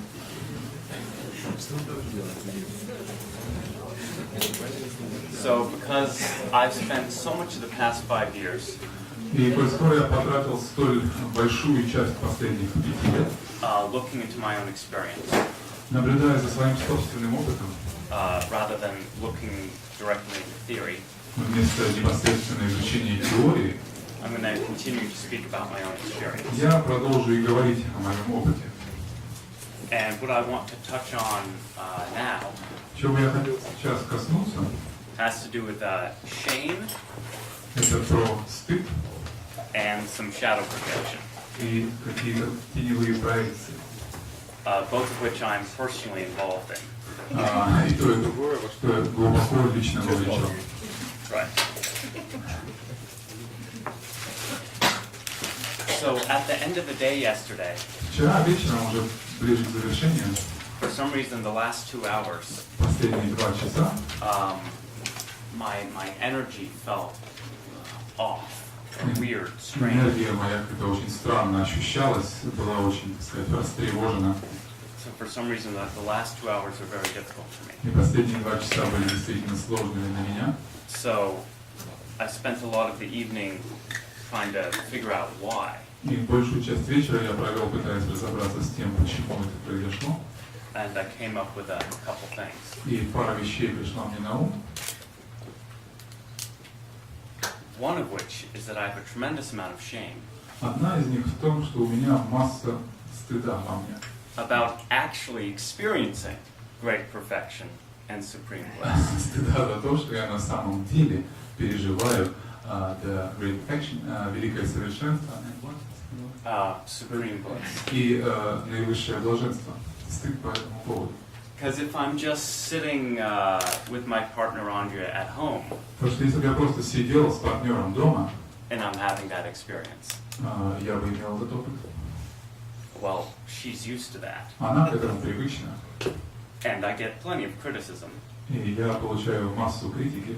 but it's about not doing dishes and Но это brushing my про teeth. невымытую посуду или там что-то еще. So it's not about that. Это не про это. But the reason I get nervous Но почему я нервничаю? is because I deeply want to communicate Потому что я из глубины души желаю коммуницировать, общаться на эту тему. my experience that this is real. И мой опыт в том, что это реально. And then I get very, very nervous. И я начинаю в итоге нервничать. Because if I was just presenting an idea or a concept, Если я просто излагал какую-то идею или концепцию, or delivering a report, или просто бы читал доклад, like in high school, как это делают в старших классах, so I've done research, я провел исследования, and these traditions say, и вот в этой традиции говорится, что, or these Dzogchen masters и say, эти мастера дзогчен говорят, что only great perfection and supreme bliss только великое exists. совершенство и непревзойденное блаженство и существуют, Well, then the experience would be very different. тогда опыт был бы для меня совсем иным. Ощущал бы я это иначе. So I am saying that. И я продолжаю говорить это. These Dzogchen masters, they do say that. Мастера дзогчен и вправду говорят именно так. But the reason I become nervous Но причина, по которой я нервничаю, is because I'm saying that. потому что я говорю это. And increasingly, more and more and more, И все более и более и более. it's becoming my own experience. Это становится моим личным опытом. And I have not a savior complex, У меня нет комплекса спасителя, but a persecution complex, но есть комплекс преследования, да, наказания, where part of me is convinced где часть меня убеждена в том, что if you actually believed если ты действительно веришь, that I meant what I'm saying, что то, что ты говоришь, истинно так, you would attack me. вы меня атаковали так, что-то я там не понял. And this is probably where it's worth talking about. Пожалуй, это слова, которые следовало произнести, да? Shadow projection. Это теневая проекция. So while it might be true that there's a little of that, И может быть это немного лишь так, невелика, probably almost all of that is coming from my own shadow. все это, пожалуй, проистекает из моей собственной тени, Which I'm then projecting onto all of you. которую я затем, в свою очередь, проецирую на всех вас. Because there's definitely an aspect of my own identity Потому что, безусловно, это есть некий аспект моей собственной личности, моей идентичности. where furious is not nearly a strong enough word. Описывая которое слово яростный явится далеко-далеко не полным описанием, скромным упоминанием. It's much closer to utter and absolute outrage. Гораздо ближе к тотальной, всеобъемлющей ярости и гневу. That things like great perfection and supreme bliss are leaving my mouth. Когда слова, такие как великое совершенство и непревзойденное блаженство, слетают с моего языка. And what this voice says, И что говорит этот голос, which again I project to some degree, not just onto you. который я опять же проецирую в какой-то степени, ну, не прямо уж на вас. You're just who is here right Просто now. вы уж так получилось, что вы здесь. It's anyone. Это кто угодно. So the voice I project, Итак, голос этот проецирующий говорит. what it says is, hey, Эй, you're doing something profoundly wrong. Вы что-то делаете совершенно не так. So you are saying that suffering is an illusion. Ты говоришь, что страдание это иллюзия. Well then, I'm going to make you suffer. Тогда я сейчас заставлю тебя пострадать, раз это иллюзия. So I have an inner persecutor. У меня есть этот внутренний прокурор, да, обвинитель. And I think this is a good example of where Genpo Roshi's big mind work Это как раз тот пример, когда процесс большой ум, разработанный Генпо Роси, can really be very valuable. может оказаться очень и очень полезным. Where you can actually speak to these different voices Где вы можете поговорить этими разными голосами and end up doing a certain kind of shadow work. и, так сказать, в итоге проделать ту или иную теневую работу. And end up liberating a lot of that energy that gets stuck in there. Освободив большую часть этой энергии, которая застряла там подобным образом. And a couple of other voices that I've noticed within me. И пара иных голосов, которые я также заметил в себе. The pleaser. Это тот, кто льстит. The one who wants to please. Льстец, да, всегда пытающийся, угодник, да, пытающийся всегда сделать приятно. And therefore, instead of considering what is the most important thing I can communicate, И поэтому вместо решения о том, что является наиболее важным моментом, который мне следовало бы донести, that voice says, well, what do they want? а этот угодник говорит, что бы они хотели услышать. And let's give them that. Давайте им это дадим. Even if I'm utterly unqualified to speak about those Даже things. если я совершенно не уполномочен и не вправе говорить на подобные темы.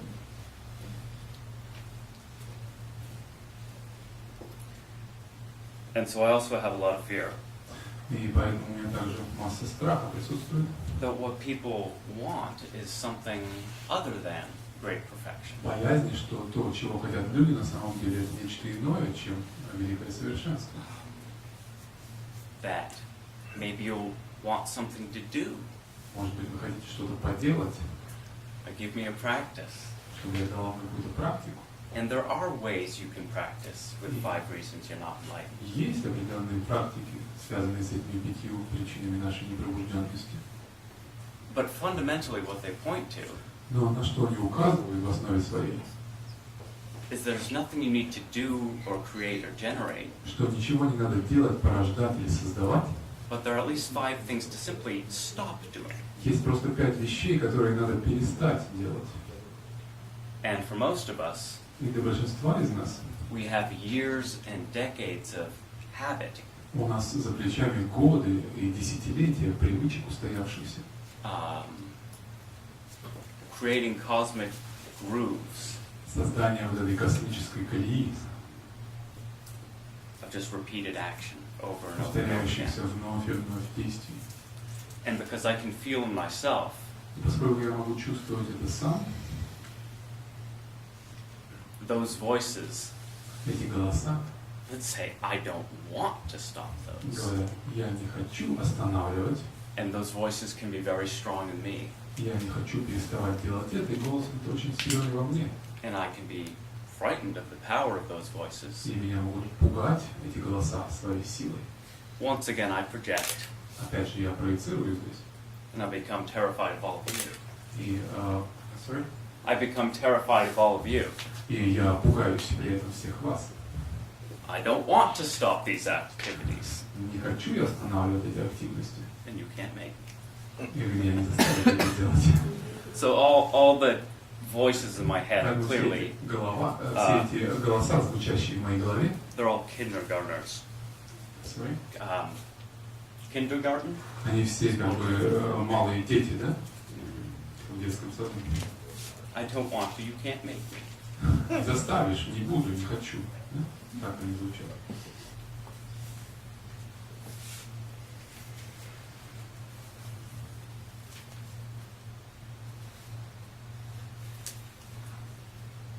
Because I really don't just want to say that great perfection exists.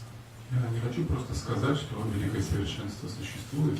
What's most meaningful to me Что is для меня наиболее значимо это, the demonstration and expression and enaction of that. что демонстрация, demonstration And inaction. и воплощение этого в действии expression. реализация этого выражения, этого проявления этого. Because fundamentally, that's what I believe Clint and I have received. Потому что это то, что я верю, мы, я и Клинт получили. By spending so much time with Ken. Проведя столько времени рядом с Кеном. Great perfection in action. Великое совершенство, проявленное в действии. And that aspect of it you can't get only from books. И этот аспект этого нельзя извлечь лишь из книг. And because I believe it is so profoundly important. И поскольку я верю, что это столь глубоко важно, that's what I want to try and communicate. Вот это то, что я пытаюсь донести.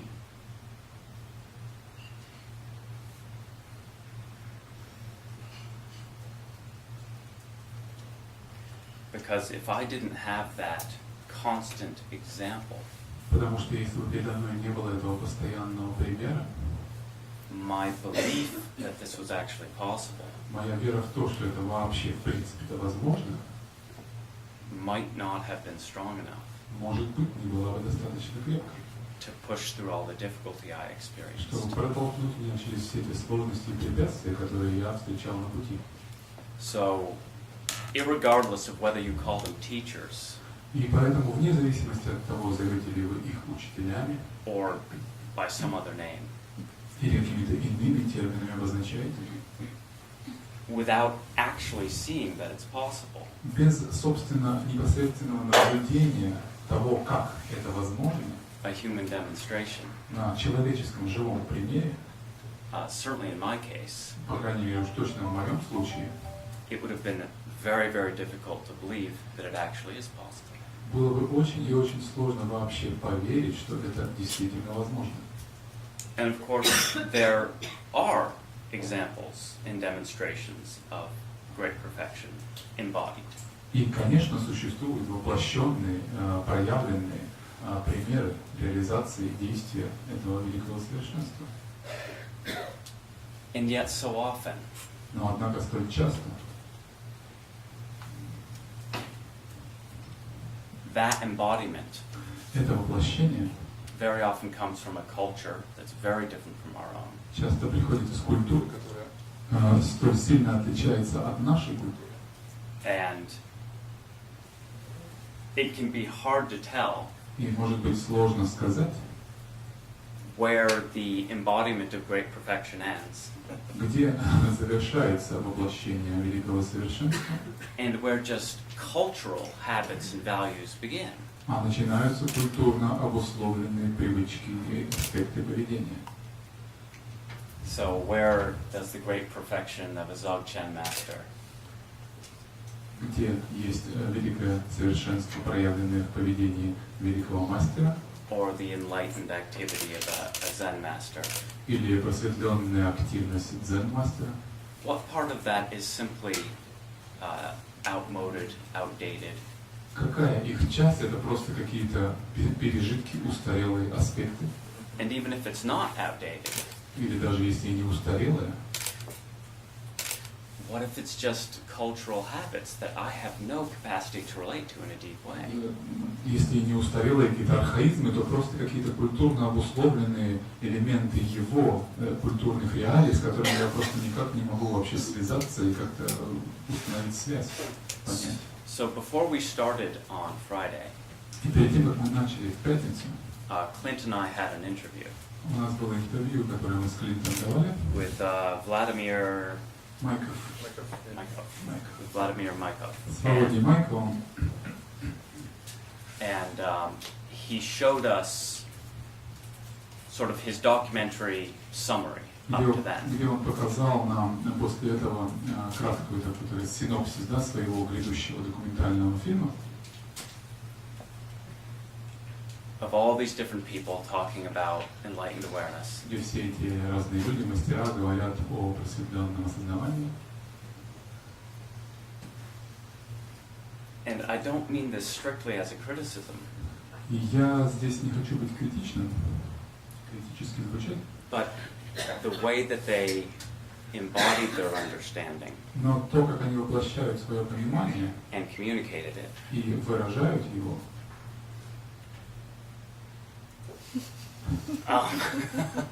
it wasn't very appealing to me. Меня лично не очень прельстило. I felt there were very few places Я чувствовал, что очень мало было там моментов, where just on a human level когда просто на человеческом уровне I could connect. я могу с этим как-то What they were saying. связаться, установить связь с тем, что они говорят, как-то это понять, соотнестись с этим. And of course, very often they are significantly older. И, понятно, в большем случае они существенно более зрелые люди в возрастном смысле. Which certainly isn't a problem. Что само по себе, конечно, не проблема. And generally, you want the wisdom of all those years. И вы желаете мудрости всех этих лет, понятно. But then sometimes the energy Но затем порой энергия of someone who's 50 or 60 or 70, кого-то, кому 50, 60 или 70 лет, then you start to wonder, is that the energy of someone older, or is that the energy of enlightenment? ты начинаешь задаваться, не можешь, как сказать, невольно начинаешь задаваться вопросом, это что, энергия просветления сейчас, или просто энергия того, кто достиг такого возраста? So why does enlightenment so often look sort of slow? И поэтому просветление так часто начинает выглядеть каким-то заторможенным, медленным. And of course, this is a little bit unfair. Конечно, я то, что говорю, немножко несправедливо, понятно. But I think in many cases there's a lot of truth to it. Но во многих случаях в этом есть доля истины. And my experience of Ken's written work И мой опыт чтения таких письменных каких-то трудов Кена, is that it's a love letter to the cosmos. что каждое из них это любовное письмо Вселенной. And in my opinion, И по моему мнению, it's the most profound love letter ever created. это самое глубокое любовное письмо из когда-либо написанное. Or at least the most comprehensive. Или, по крайней мере, самое уж понятное, так сказать, внятное и всеобъемлющее. Because I truly, deeply, deeply believe Потому что я верю в глубине души, that the reason he's put in these hundreds and thousands of hours что он провел эти сотни, там, десятки, тысячи часов is because he's in love with what Spirit is за doing. написанием этого, потому что он влюблен в то, что творит Дух. And it is that passionate love И that это moves him страстная любовь, которая движет им to do all the studying he does, изучать все то, что он изучает, and then try and discover the patterns that connect. и пытаться отыскать паттерны какие-то, рисунки, да, схемы, которые все это увязывают. And then try and share Затем попытаться поделиться with all of us. этим со всеми нами.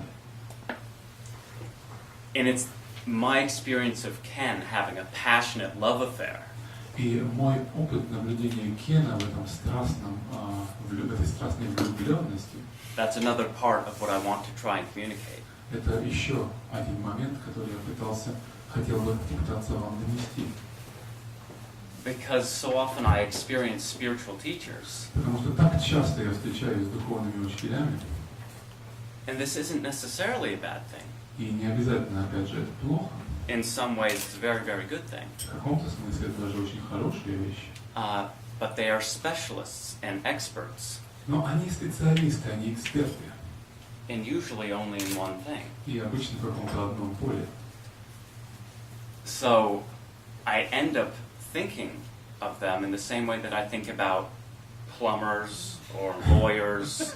И я начинаю воспринимать их в том же ключе, что я воспринимаю там сантехников, юристов, or psychotherapists, или психотерапевтов, whatever. кого бы то ни было.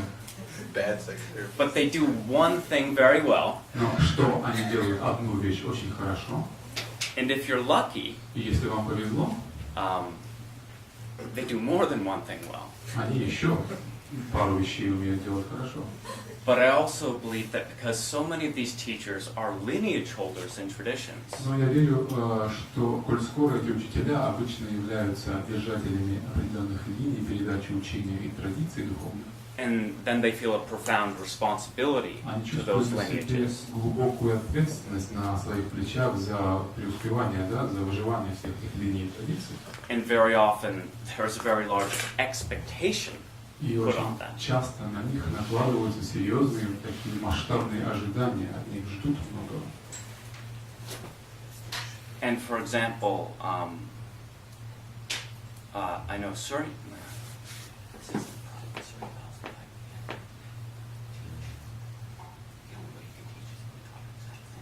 No, So, for example, Surya Das, Например, Сурья Дас, лама Сурья Дас, American Dzogchen teacher. американский учитель Дзогчен, It's my understanding в моем понимании, that the only way he could become a certified transmitted teacher in that lineage единственный способ, как он мог получить статус такого авторизированного, да, учителя, держателя, легитимного для этой линии передачи, с поддержателем линии этого учения, это is he had to make a solemn vow to his teachers это принять, так сказать, личный обет перед его собственными наставниками, that he would teach что in он that lineage, будет учить в этой линии, he would teach his students будет учить своих учеников exactly as в he was точности, taught так же, как учили его, and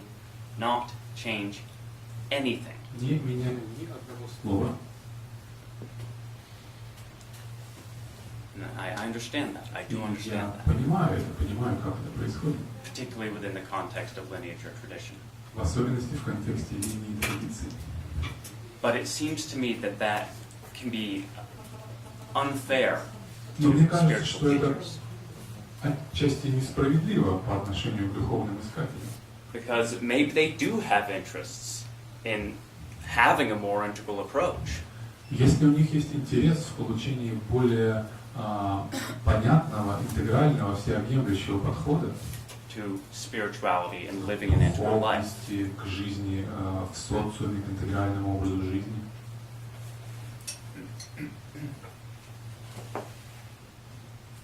But I think in many cases they won't let themselves deeply explore that.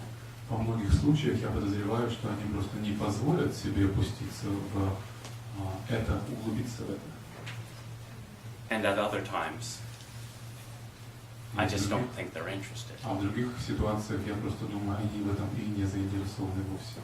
And that's okay. И опять же, это нормально. No, it is okay. It is okay. Это нормально, да. But the thing that bothers me a lot Но что волнует меня действительно, has to do with what is the greatest possibility for a human being. это вопрос, что такое наивысшая, наилучшая возможность вообще для человека. And of course, it's not just one thing, Это не какая-то одна, конечно, вещь. and it can manifest in many different forms. Это может проявиться во множестве форм. So, going back to Ken's definition И возвращаясь к определению Кена, of enlightenment involving both states and stages, просветление как включающего и стадии, и состояния,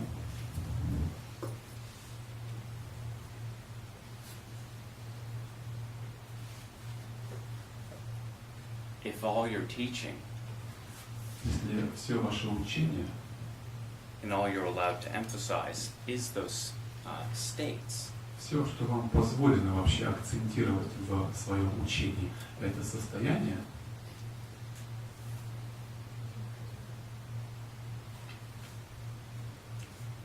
I need to start my sentence again. я сейчас перефразирую немножко это предложение.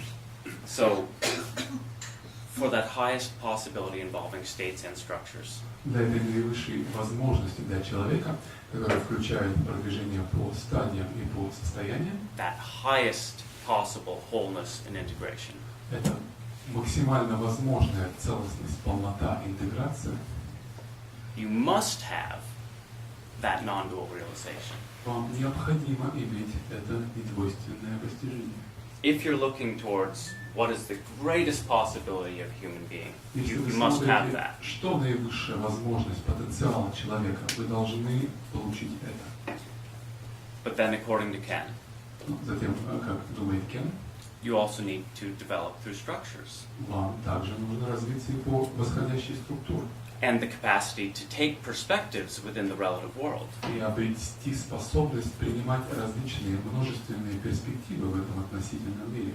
And each structure of consciousness А каждая структура сознания has the capacity to take perspectives. имеет свои все более возрастающую способность принимать множество перспектив. Is adequate at that level. И адекватна она на данном уровне. And each next higher level is more adequate. И каждый более высокий уровень более адекватен в этом ключе. Going all the way up to supermind. Восходящий, так сказать, по этой линии вплоть до суперума. Where you have the capacity to access and work with all perspectives in the manifest domain. Обретаете способность воспринимать и работать со всеми без исключения перспективами в этом проявленном мире. So, if enlightenment is unity with everything, если просветление — это единство со всем, the important question becomes, тогда встает важный вопрос. What actually exists in the awareness of that enlightened individual? Что существует в осознавании этого просветленного индивида, чем оно наполнено?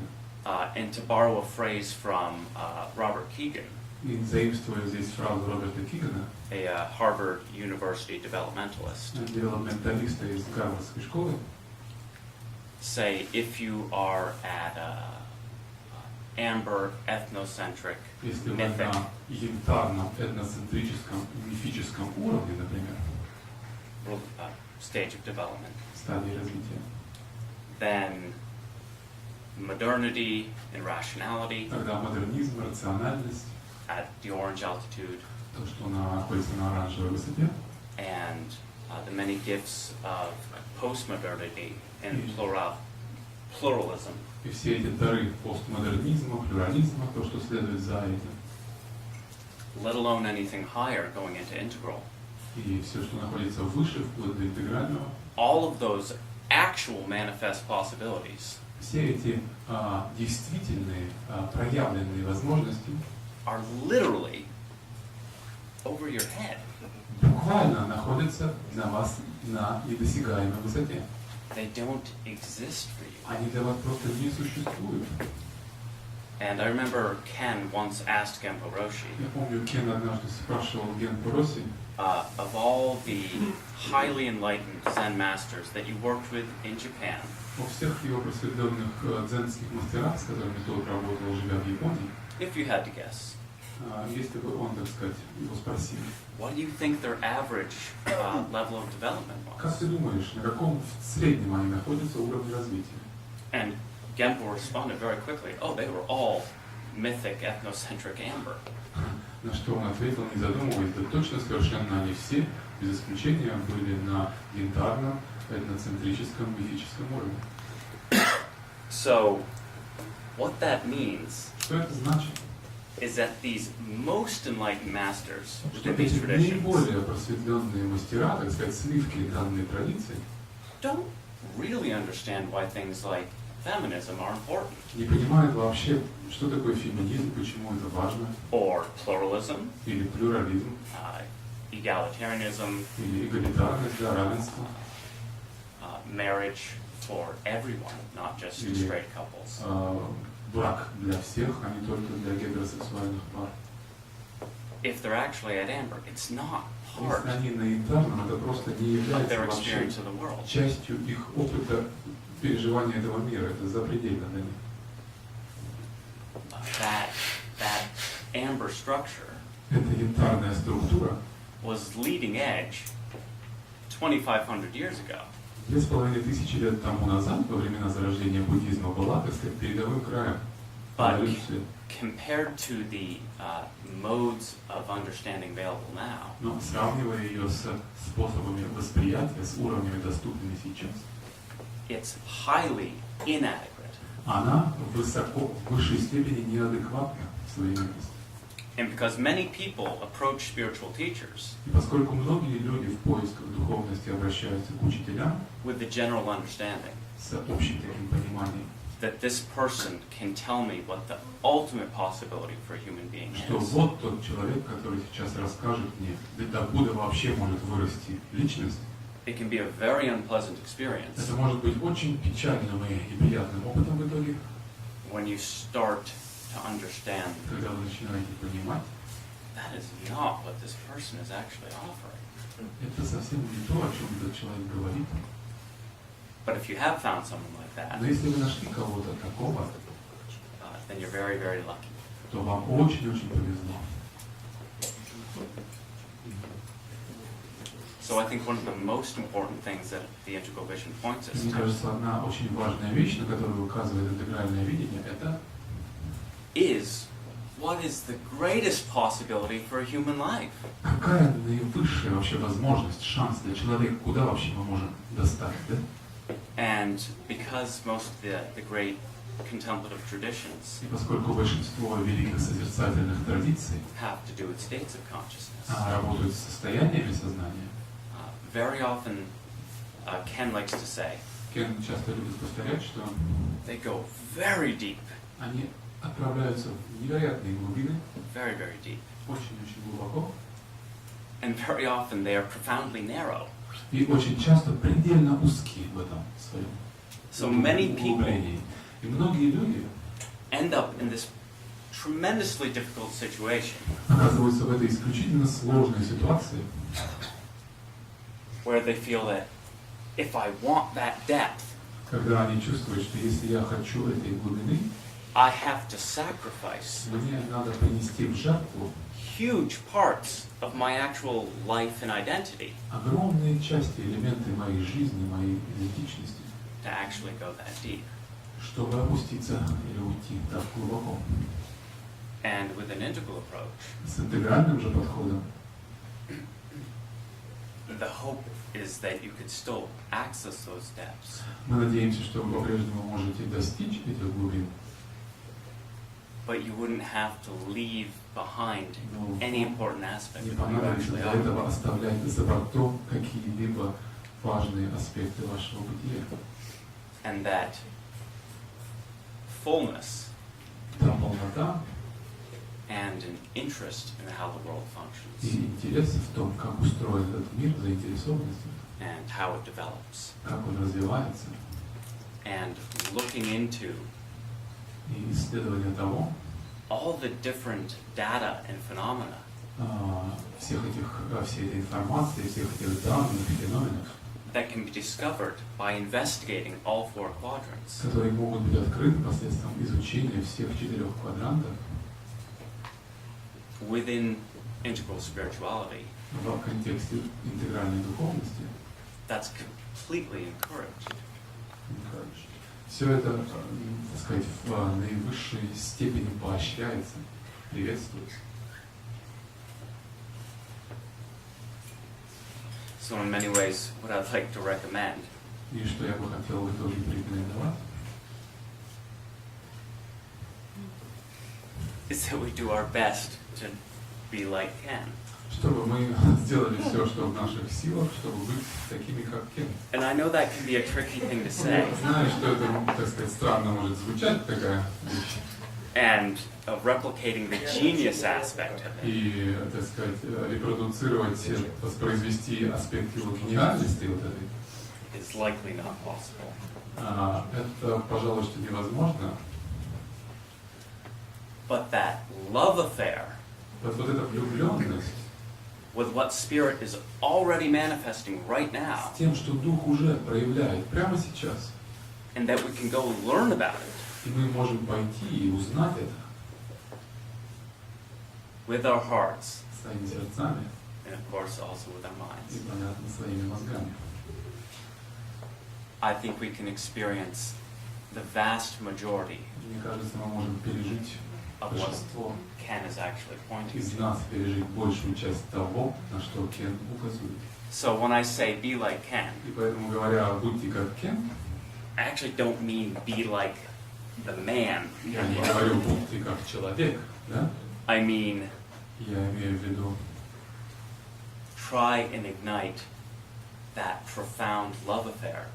Everything that Spirit is в doing. себе вот этот огонь страстной влюбленности, который им движет. Where it actually becomes painful До того, что это становится болезненно, to leave something out. просто оставить что-то за кадром.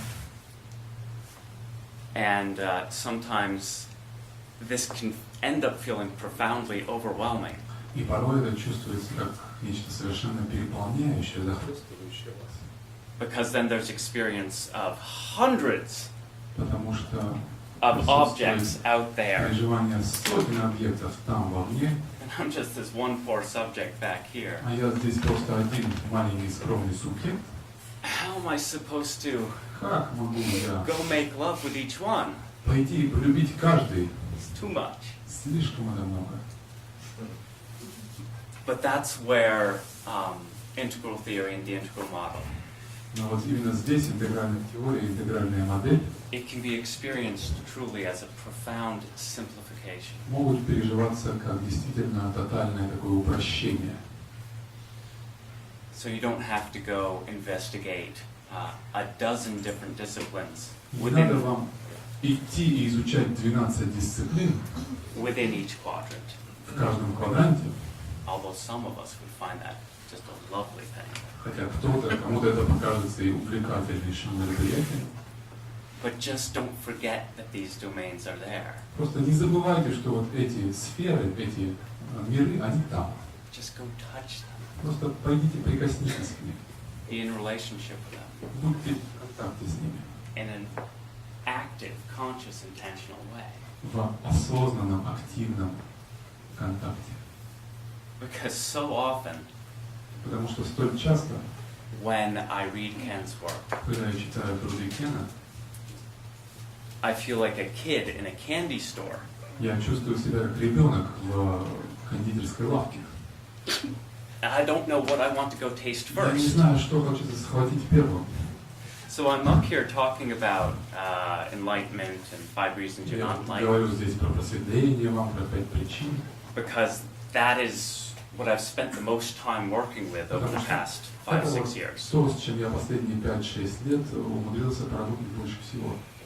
But I'm not actually more interested in states of consciousness Но я не заинтересован больше, скажем так, в состояниях сознания, than I am in everything that exists in the upper right, the lower я right, and the lower заинтересован left. всем остальным, чем наполнены верхний, левый, нижний, правый и все остальные квадранты. I really want to go learn. Я действительно хочу пойти и выучить все это, познать все это.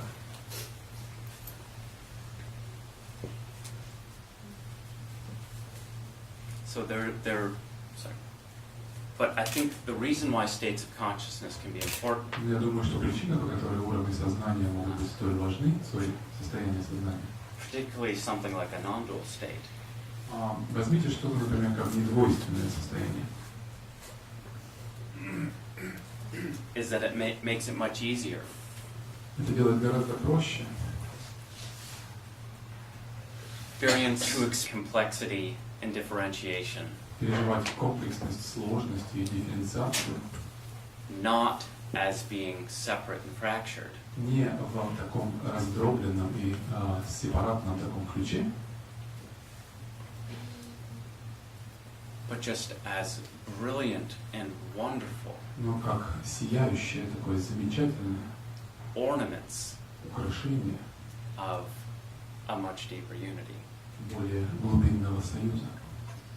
And so instead of getting И поэтому вместо the feeling of being divided and chopped up and fractured, ощущения своей раздробленности, разрубленности на кусочки, there's this feeling of discovery. возникает это ощущение открытия. And for myself, И для меня самого, well, Ken likes to say that the reason why spirit manifested a cosmos Кен любит говорить, что причина, по которой дух проявляет себя во Вселенной, is because it's no fun to have dinner alone. в том, что ужинать в одиночку тоскливо.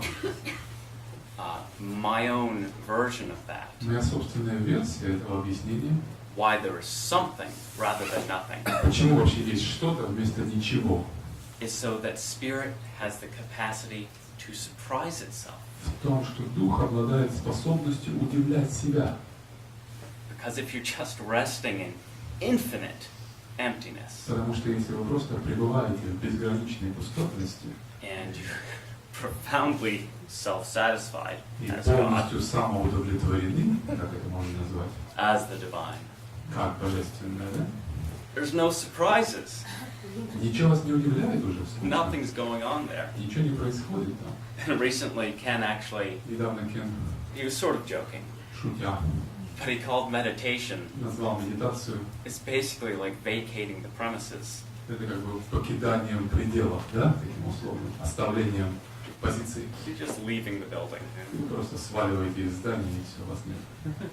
But so fundamentally, why I feel there is something rather than nothing Почему я думаю, что есть что-то, а не ничто? is so spirit can have the experience of being surprised Это чтобы дух обладал возможностью удивляться moment to moment to moment. от мгновения к мгновению к мгновению.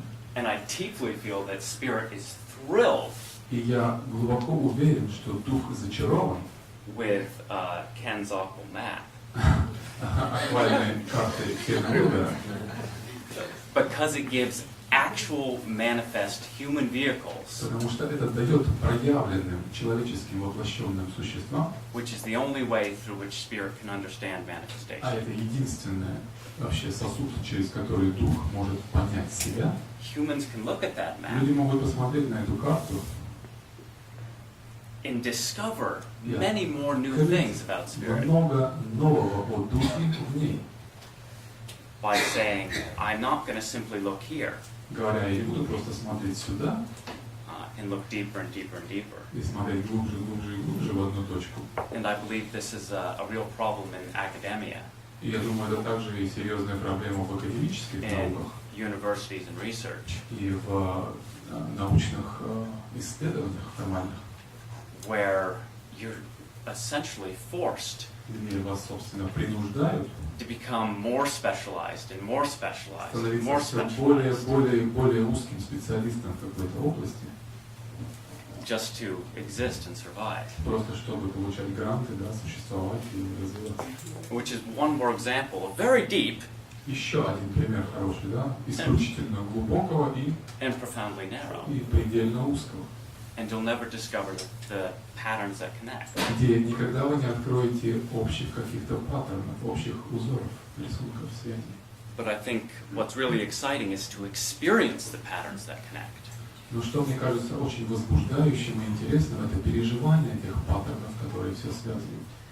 And I truly believe Я искренне верю, that when any one of us что если кто-либо из нас experiences novelty, переживает чувство новизны, свежести, experiences something new, испытывает что-то новое, any kind of aha, любое такое «ага», that spirit itself actually is surprised это как раз дух в нем, который удивлен. and is grateful to you for И он благодарен that experience. за этот опыт.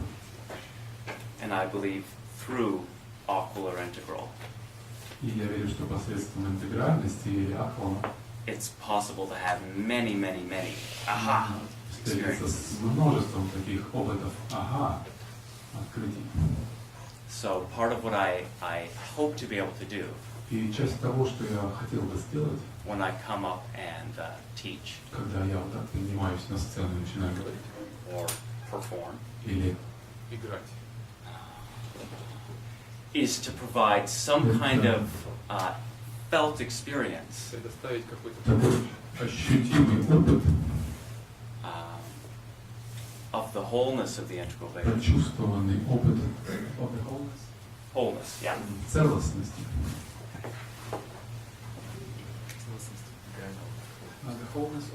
Integral vision. Целостности интегрального видения. A felt, energetic, embodied experience of the integral vision. Прочувствованное, такое наполненное телесное ощущение переживания интегрального подхода.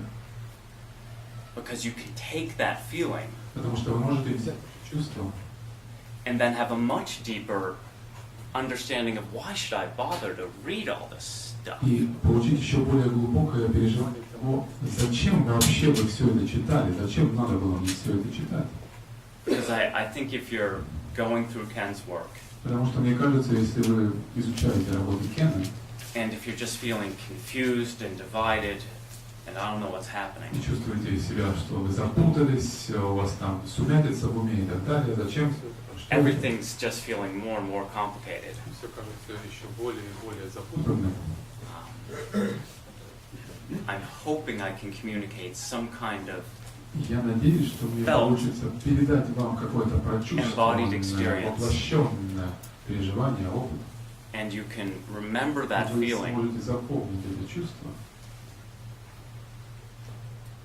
that experience of wholeness, этот опыт целостности, and then return to the work. И вернуться к работе. And with that wholeness, move into working with the differentiation. И с этой целостностью перейти к работе с развлечением. And the desire to understand. И с желанием постичь понятие.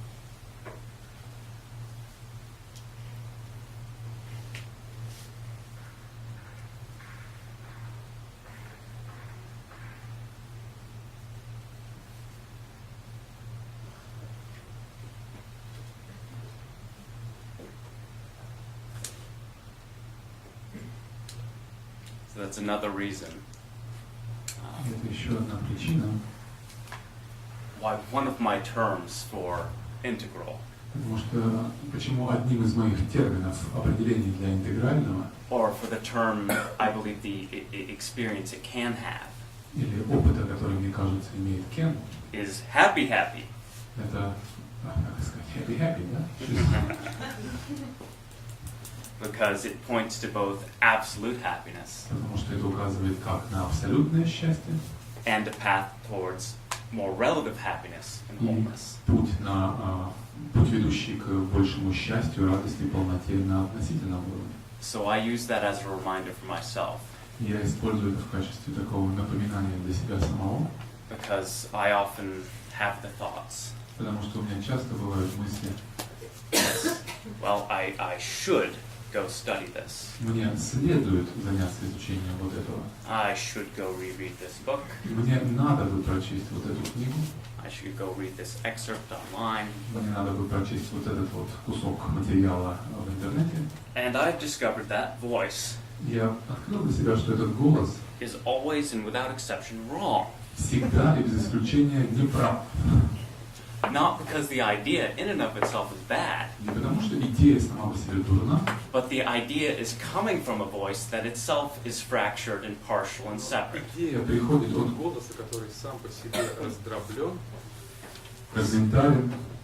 So instead, I go and look for the feeling, the experience, the identity И вместо этого я иду в поисках чувства, ощущения, идентичности, of happy.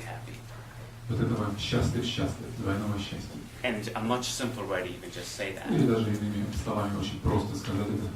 is to go find that identity within yourself Я иду в поисках этой идентичности в себе, that already experiences wholeness которая уже переживает целостность, or already recognizes that wholeness must be possible. которая уже понимает, что эта целостность достижима, что она возможна.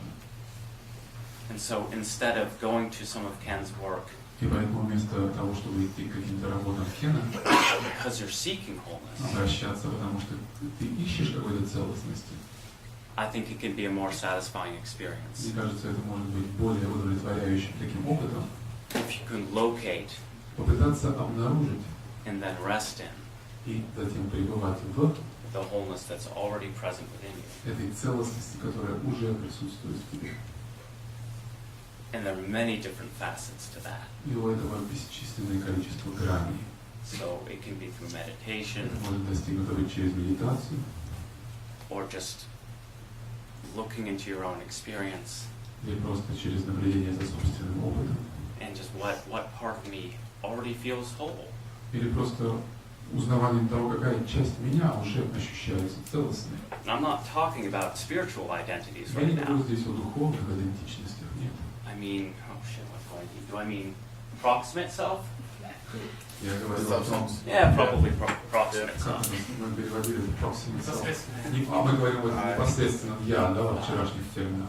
Can I already locate the feeling of some wholeness Могу ли as я an I? уже локализовать и искать в себе какое-то чувство уже имеющейся целостности? Because I've discovered that if I go try and study Ken's work, Потому что я понял, что если отправлюсь с нуждой вот это читать какие-то новые работы Кена, from a place of fundamental separation, из места вот этой вот изначальной разделенности, тотальной разделенности, it yields much better results if I approach it from a place where I already feel whole. Sorry, it was a terrible sentence. It was terrible. I changed it in the middle. Yeah, I got it. Sorry. Okay. Yeah.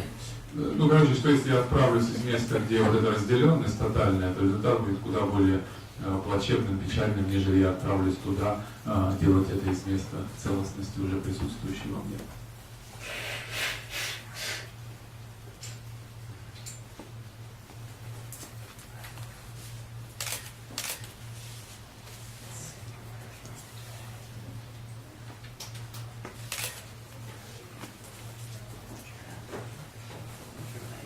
Sure.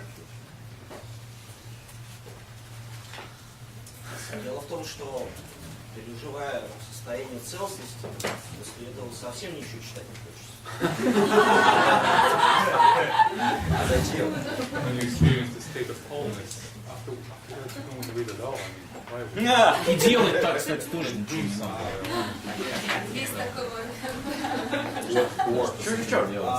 В течение последних 2 месяцев я ходил в книжный магазин и скупал прям книги, приходил, обкладывался, читал их.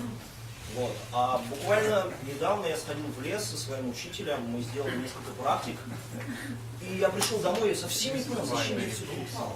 Это бред, я даже не хочу это понимать. Я тоже честно вообще. Это то, о чем я думаю, тот учитель. I have an answer to that. И где этот лес? И какие ты практики? So I do. Where is the forest you went? Magic forest. Magic forest. You can only see it with the shamanic teeth. Ты можешь только это глазами шамана увидеть, да? So I do have an answer to that У меня question. есть ответ на твой вопрос. At least the beginning of it. Why По крайней мере, на начало его. Зачем? would I study or continue to investigate Зачем these мне things? продолжать исследовать, изучать все это? Because if you can locate that state, Потому что если ты можешь локализовать это место, это состояние, and at this point I'm not even concerned about whether it's an absolute state, это даже не волнует меня сейчас абсолютно это состояние. but if it feels whole to you, Оно чувствуется тобой как целостное, whatever state that happens to be. какое бы это состояние ни было. So the question is, how many different activities Итак, вопрос. Сколько каких активностей разных can you maintain that state in? можешь... Well, In how many states you can Sorry. maintain that? And how many activities? I'd like to begin again. That's not actually what I was trying to say. Okay. So, say you're in that forest, Итак, ты в этом лесу, and you're having that state of wholeness. и у тебя это состояние ощущения целостности. And so, just sitting Просто сидишь or walking around, или бродишь, preparing food, готовишь еду, cleaning the dishes, моешь тарелки. all perfect wholeness. Совершенная полнота во всем. And depending on your temperament, И в зависимости от твоего характера, от твоих, maybe that's enough. может быть, это и достаточно. Maybe be enough for 3 months Может быть, это достаточно на 3 месяца or 3 years. или на 3 года.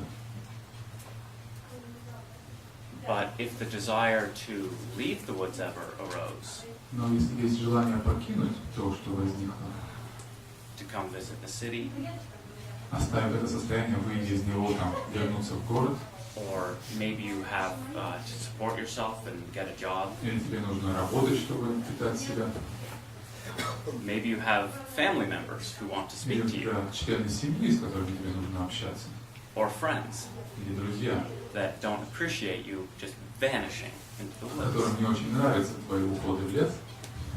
So the reason for me Причина для меня, why continued study and inquiry becomes important and interesting зачем продолжать изучать и почему это может быть по-прежнему интересно и важно, is because while it is true, что хотя истинно то, что you can express truly perfect wholeness ты можешь действительно проявить совершенную полноту in the simplest of activities. В этих самых простых активностях.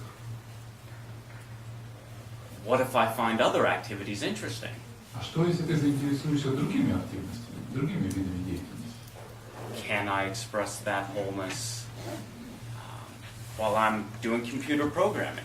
Могу я привнести эту полноту, занимаясь программированием? Can I express that wholeness when I'm at Christmas dinner with my family? Могу я проявить в полной мере эту полноту, находясь за рождественским ужином с семьей своей?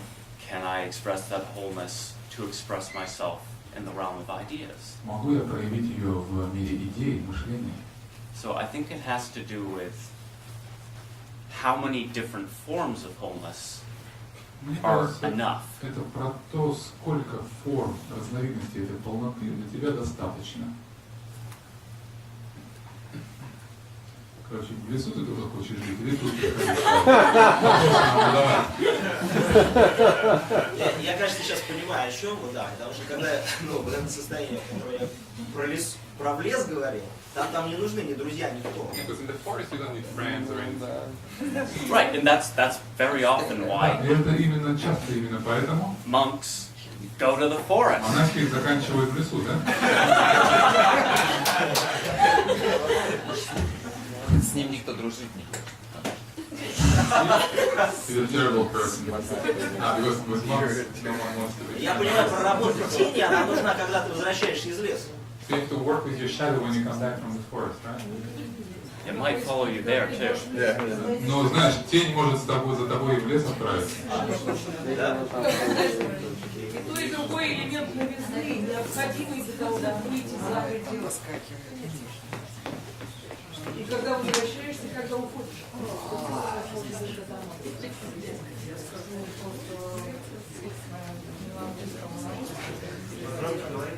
Скажу не на английском, а на русском, чтобы передать. И скажу не про теоретически, а вот именно практически. Спросишь или скажешь просто? Скажу, спросить, да,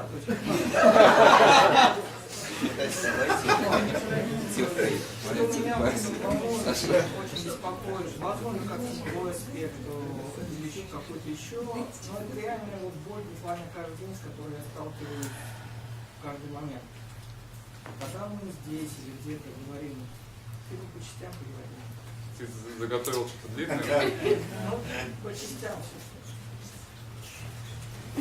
Все, ладно, давай первую часть. Только вопрос обязательно должен быть. 3 фразы и вопрос. Вот больше 3 фраз я не перевожу. 3 фразы и вопрос. Окей?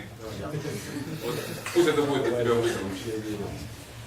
Реальная боль, в общем-то, заключается в следующем. The real thing consists of Когда мы находимся в некотором пространстве, when we are in a certain space and we speak about unity of some sort, то оставаясь в нем, мы можем remaining in действительно that, его поддерживать, we can really support, как теоретически, практически или коллективно. practically, theoretically, collectively, individually. Но как только мы выходим из этого пространства и превращаемся в другое коллективное, еще Another group of people, another мы situation, начинаем преломлять и we start трансформировать to в рамках собственной ограниченности, transform it due to our own limitations and external и circumstances, производить and оценки, producing действия, more разные judgments, операции. actions, and different operations. Вот в этом состоянии единства In изначально that state of мы можем говорить очень initial красиво и совпадать unity, многие we can компоненты. speak beautifully and draw Однако каждый из nice нас pictures, все but это в целом each one of us приносит. выходит на улицу и начинает творить отдельные деяния, оценивать других, рассказывать на уровне состояния, заниматься практикой. И это, по факту, абсолютно иное. Мы приносим жизнь, не вот это целостное объединение, а вот эти вот элементы, готовы ли за это нести ответственность, когда мы говорим о целых теориях, и когда эти теории или практики превращаются в абсолютно другие действия. It sounds like qualifications on unity. Это реально вот это вот я ощущаю каждый день взаимодействовали, а потом происходит абсолютно другое. Вот как этот пример с браками. Да, там мы не понимаем, как может быть однополый брак. Но это уже оценка в каком-то контексте. Мы несем ответственность за передачу такого понимания. Я не могу перевести вопрос, даже который я не понимаю. Сделай так, чтобы я понял. В чем вопрос? В чем вопрос? Я один дурак, или никто не понимает? А в чем вопрос? Ну, дурак, понятно, не понимает. Актуальный вопрос. Несем ответственность, готовы ли люди? Вот в чем вопрос. Нет, не готовы. Я поэтому просто и прошу, если 3 фразы и вопрос, чтобы я мог. В этом и ответный только что, как полноту вносил. Принося якобы целое, So when we bring something we claim as whole, we end up doing fractured, partial things, and the result will be completely different. We're responsible for all actions we do. That's the question. Вопросов нет вопросов. Я правда, Леш, не слышу вопросов. Кто-то может... Да, тогда вопрос повторю. То есть, когда мы приносим целое, неважно, интегрально, допустим, теорию, When we bring such something that is whole, like integral theory, for example, something that bears wholeness, are we responsible for our own activity and the activity of others? частные преломленные действия, практики. Will be И это приведет абсолютно, в общем-то, к разным результатам и последствиям.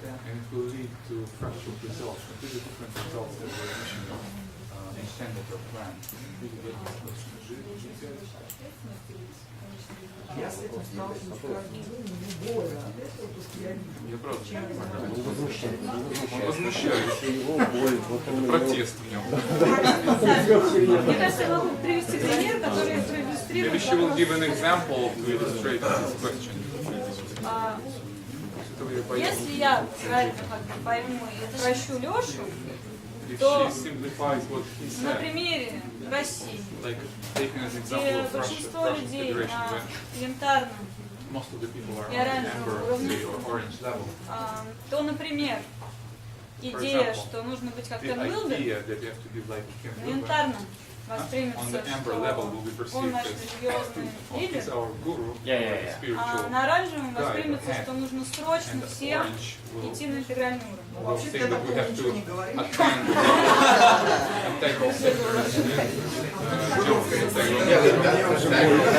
Это иллюстрация. But he says no, that's not what I said.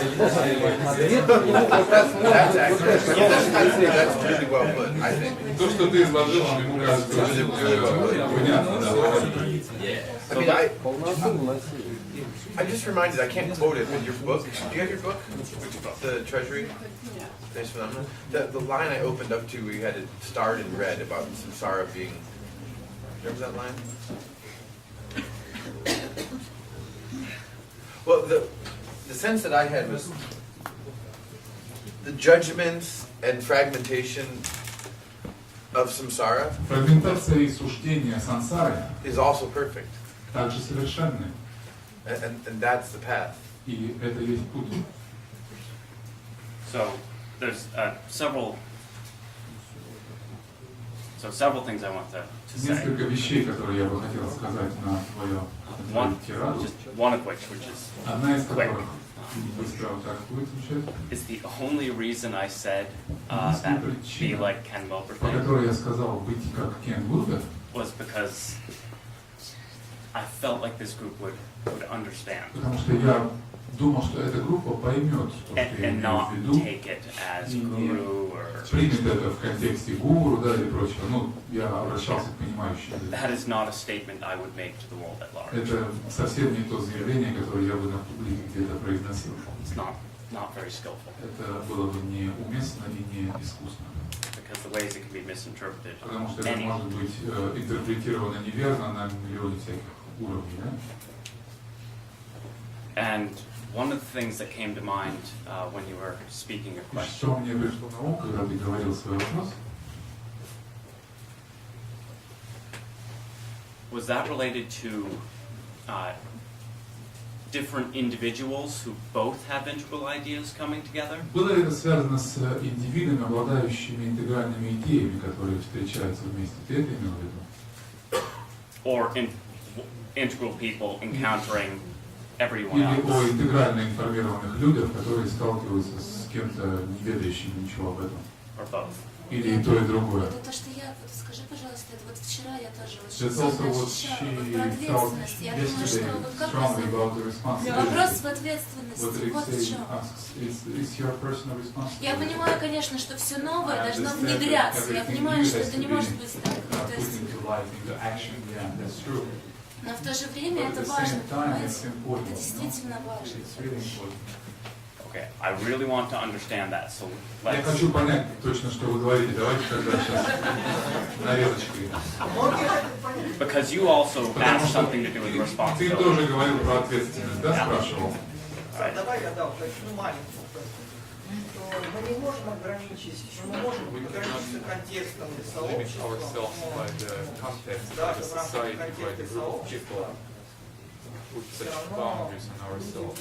People will still keep living that context or that group of people and doing other things differently. Of course. Under circumstances, right? Of course. Да, конечно, да. И потом ссылаться на ваши имена. And Вот then что they will be самое. referred to you and to Ken Ruber. That's where I learned that. They taught me.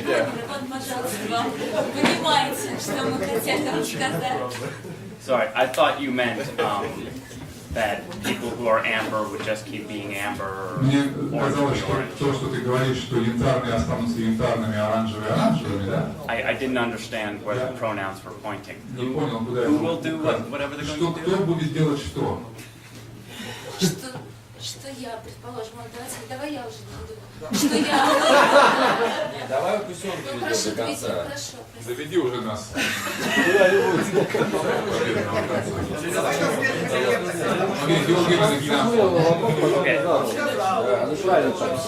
Some teachers who say they do not understand the same sex marriages and so forth because they are their amber level. Очень возможно. It's very possible. Однако также, например, два наших товарища Two of you. являются продуктом своей эпохи, You're also the Кена. product of your own circumstances, of your own time and Ken's surroundings. И вот присутствующие здесь, например, And people who are here present.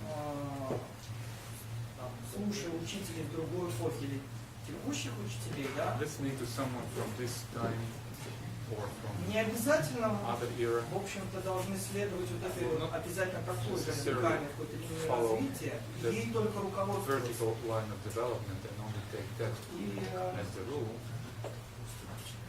поэтому вот эти однозначные суждения, когда мы переходим очень тонко от индивидуального верхнего левого в So this коллективные categorical сектора, условно говоря, from upper left, они certain вызывают вот это вот именно ощущение ответственности. levels.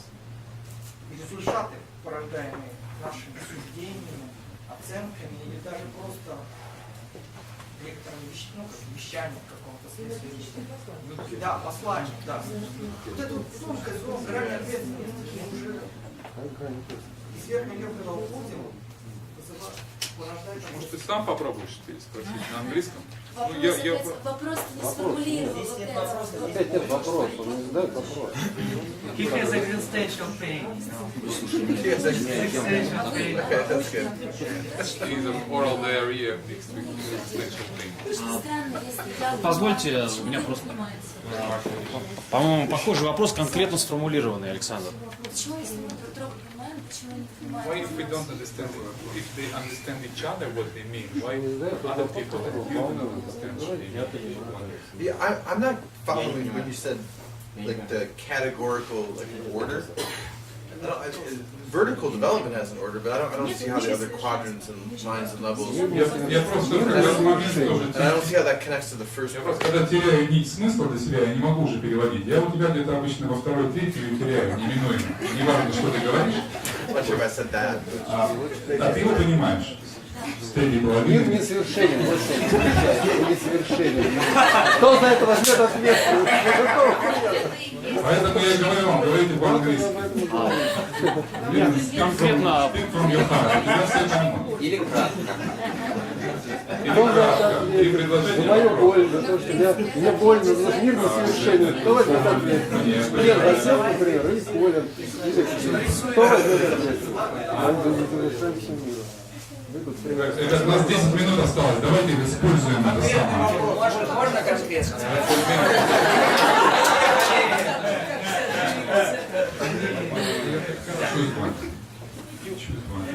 Still a very, very simple one.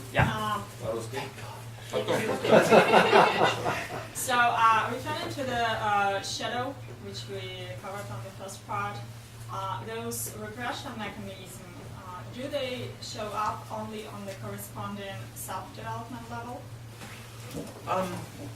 Переведу. Значит, возвращаясь к тени, да, механизмы подавления, я спрашиваю, проявляются ли они только на соответствующем уровне развития. So are you speaking of repression specifically or defenses in general? Ты говоришь о подавлении конкретно или о защитах вообще? Yeah, that would be a particular defense mechanism. Yeah. So repression is a defense mechanism. Да, у нас подавление было отдельным видом So защиты. we had that picture where we had self-development levels, right? And then defenses, and then corresponding pathologies. So I'm asking if the defenses only show up on the corresponding level, or they kind of, or the defenses from the lower level can show up on the higher level as well. It's a great question. So each level, each fulcrum, Итак, каждый этот верх, да, каждый уровень, о котором мы говорили, has structures of the mind имеет какие-то структуры ума, стоящие на that ним, enable the new defenses. которые делают возможными оперирование новых защит. They'll only first emerge once that level is reached. И поэтому новые возникают только при достижении этого нового уровня и структур сознания. But once they've emerged, Но развившись уже, they can be used at any level, они могут or all the later levels. использованы, конечно, на любых уровнях. То есть на высоком уровне механизмы защиты нижних уровней все доступны. So we all have the capacity for sublimation, У всех у нас есть возможность but we сублимации, spend most of our time projecting но большую часть времени мы проецируем. because it's pre-verbal, pre-conscious, Потому что это easy and превербально, effective. сознательно, да, это просто и эффективно. We learned it when we were kids, Мы выучили это and детьми еще делать. it's been going on for hundreds of thousands of years. На сотни тысяч лет уже все это накатано. The cavemen projected. Пещерные люди проецировали прекрасно. It's a good question. Great question, though. Хороший вопрос. У меня один детский вопрос. Нет, ладно. Можно ли представить, что если мы сейчас понимаем, что интегральный уровень самый высокий, который мы можем теоретически рассматривать, и он находится как некое, то, что нас манит, но мы еще не находимся в этом уровне. Можем ли мы предположить, что еще что-то большее может вобрать интегральное видение? И что это может быть?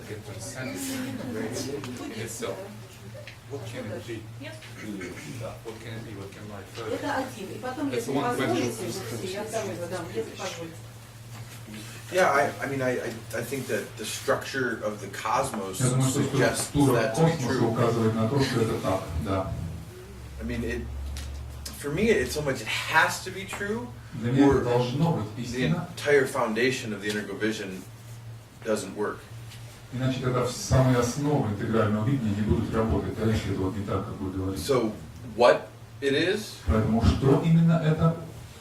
something more beautiful, Но что-то more inclusive, более прекрасное, более more accurate, всеобъемлющее, включающее, корректное, more complete, более полное, завершенное. hopefully more easy to understand. Может быть, более Talk about. для понимания, для коммуникации, наверное.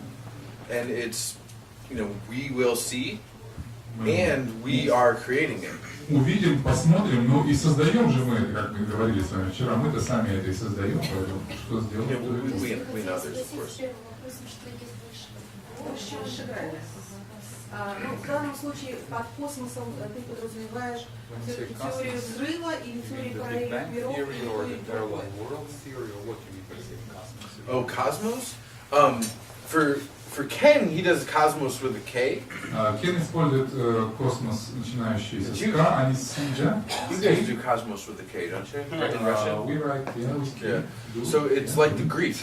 Это то, как это из греческого пришло, космос в таком философском смысле. And the C cosmos А космос, is начинающийся с C, the physical world. это So the Big Bang and the мир, parallel universes. материальный мир, So cosmos for Ken is all realms, all Поэтому levels. для Кена космос K — это все миры, все планы бытия, все, что может Physiosphere, быть. biosphere, Там, физиосфера, биосфера, ноосфера и все прочее. И тогда второй вопрос полярный совсем. Когда я слушала вас в этой сдаче Кену как учителю, и я очень переживала этот контакт, который у вас был с ним, и есть он. В тот момент, когда вы говорили о других учителях,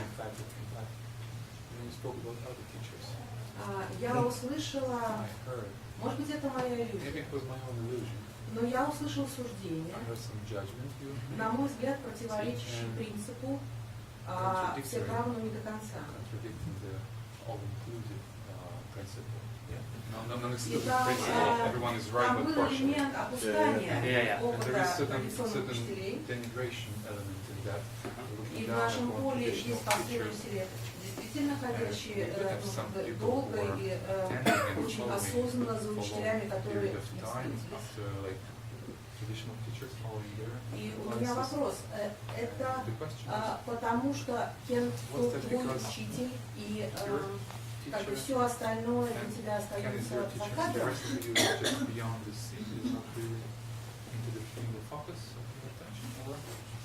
Или это тоже трансляция, ну, потому что если мы читаем «Око духа», то мы видим критику, но эта критика очень осторожная. И очень рассматривающий. И здесь что-то покоробило мое внутреннее состояние. No. That's. I'm glad you're asking. Я рад, на самом деле, что вы спросили. So when Ken writes, когда Кен пишет, he's very, very careful. Она очень и очень осторожная. So he chooses his words to say exactly what he means. Он выбирает свои слова, чтобы сказать именно то, что он имеет в виду. Because I feel, and one thing that is correct. Потому что я чувствую одно, и в чем он прав. Is that I am out of touch with То, что вы most сказали, teachers. что я действительно вне контакта с какими-либо иными учителями, с их большинством подавляющим. So that's correct. И в этом I'm not closely правда. following Я what they're не doing or what they're следую teaching. тому, что говорят, чему учат другие учителя. Это так? So from that perspective, it's unfair. Поэтому с этой точки зрения, да, это несправедливо было бы. And by beginning to enter into the world more. И,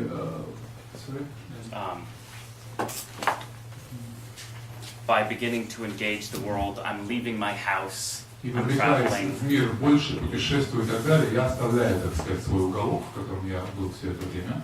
I hope I can continue to actually meet some of И these я надеюсь, teachers что у меня будут шансы встречаться, знакомиться с этими учителями новыми для меня.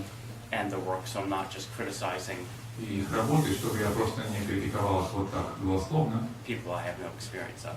людей, о которых я понятия не имею. But it's also true.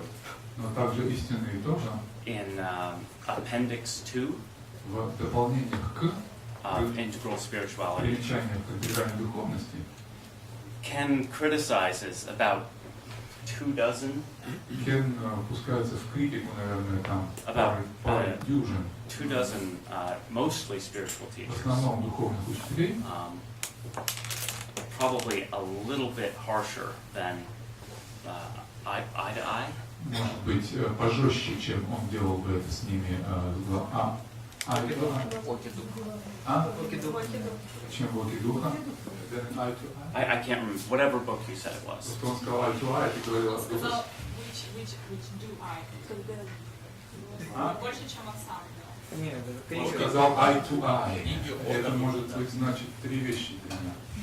Первое, чем с глазу на глаз с ними. Второе, чем в книге глаз око в ухо. У нас была еще одна книга, там как там, да? Око, глаза в глаза было. И книга, ой, короче, вот три вещи. What did you mean by eye to eye? I just missed the part. Глаз на глаз. The book. Not important. Whatever book. The book is a book. Это была книга. Окей. Но это была твоя книга, на которую ты, поэтому око духа, окей. Then in the book, eye of spirit.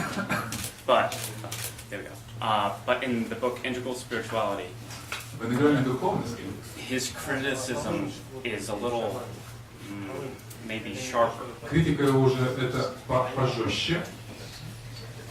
And the criticism that you could give to both Ken and myself И критика, которую вы можете оправданно высказать как мне, так и Кену, is that perhaps we don't spend enough time состоит в том, что мы, пожалуй, не проводили достаточного времени,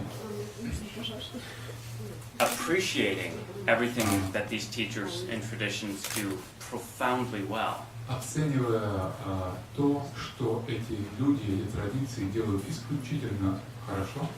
Because it's true, we don't spend as much Потому time что, saying да, that. мы времени столько не проводили, чтобы это могли говорить. And I think the reason why Ken and now myself И мне кажется, причина, по которой Кен и вот я тебе speak the way we do говорим так, как мы говорим, is because it causes us a lot of pain потому что это нам причиняет большую боль to see everything that they're leaving out. видеть то, все, что они оставляют за кадром. Even when many of these teachers are aware of Ken's work. Даже когда многие эти люди и имеют понятие о работе Кена. They read the words, but it doesn't go in. Читают слова, но это, они их не достигают никаких умов. And the teaching doesn't change. И учение их никак не меняется от этого, не оказывает на них это влияние. And I think one of the most important examples of Мне this кажется, одним из наиболее важных примеров этого is many teachers truly don't understand the important insights of postmodernism. это то, что большинство учителей вообще никак не понимают и не используют великие, так сказать, прозрения постмодернистского уровня. You can't simply postulate Вы не можете просто постулировать independently existing realms or levels of being. независимо существующие Post-metaphysics. Постмодернизм. You said postmodernism. Ah. You meant post-metaphysics. No. I meant postmodernism. Я имел в виду I'm heading towards постметафизик, да? Постулирует существование каких-то отдельных миров, планов бытия.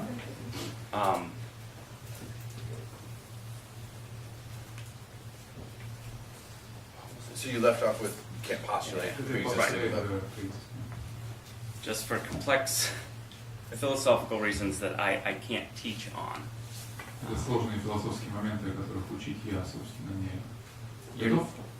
To be taken seriously in academia or чтобы быть принятым всерьез, так сказать, the intelligentsia, в академических кругах, среди whatever интеллигенции. term that is.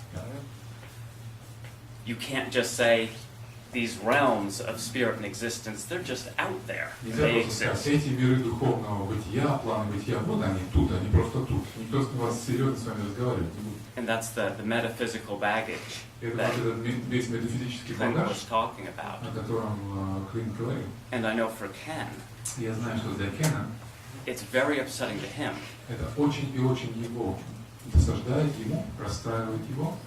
that since these teachers won't take these points that Ken is making, Что происходит, учителя никак не принимают в расчет все эти моменты, о которых он без устали and говорит. he's saying integrate the insights of А postmodernism он говорит, интегрируйте эти все понимания постмодерна, so that you can develop a post-metaphysical version of your чтобы tradition. постметафизическую версию вашей традиции, because until you do that, потому что до тех пор, пока вы не сделаете этого, the modern and postmodern world will модернистский и not постмодернистский мир ever take you seriously. никогда не примет вас всерьез, не примет вас в расчет.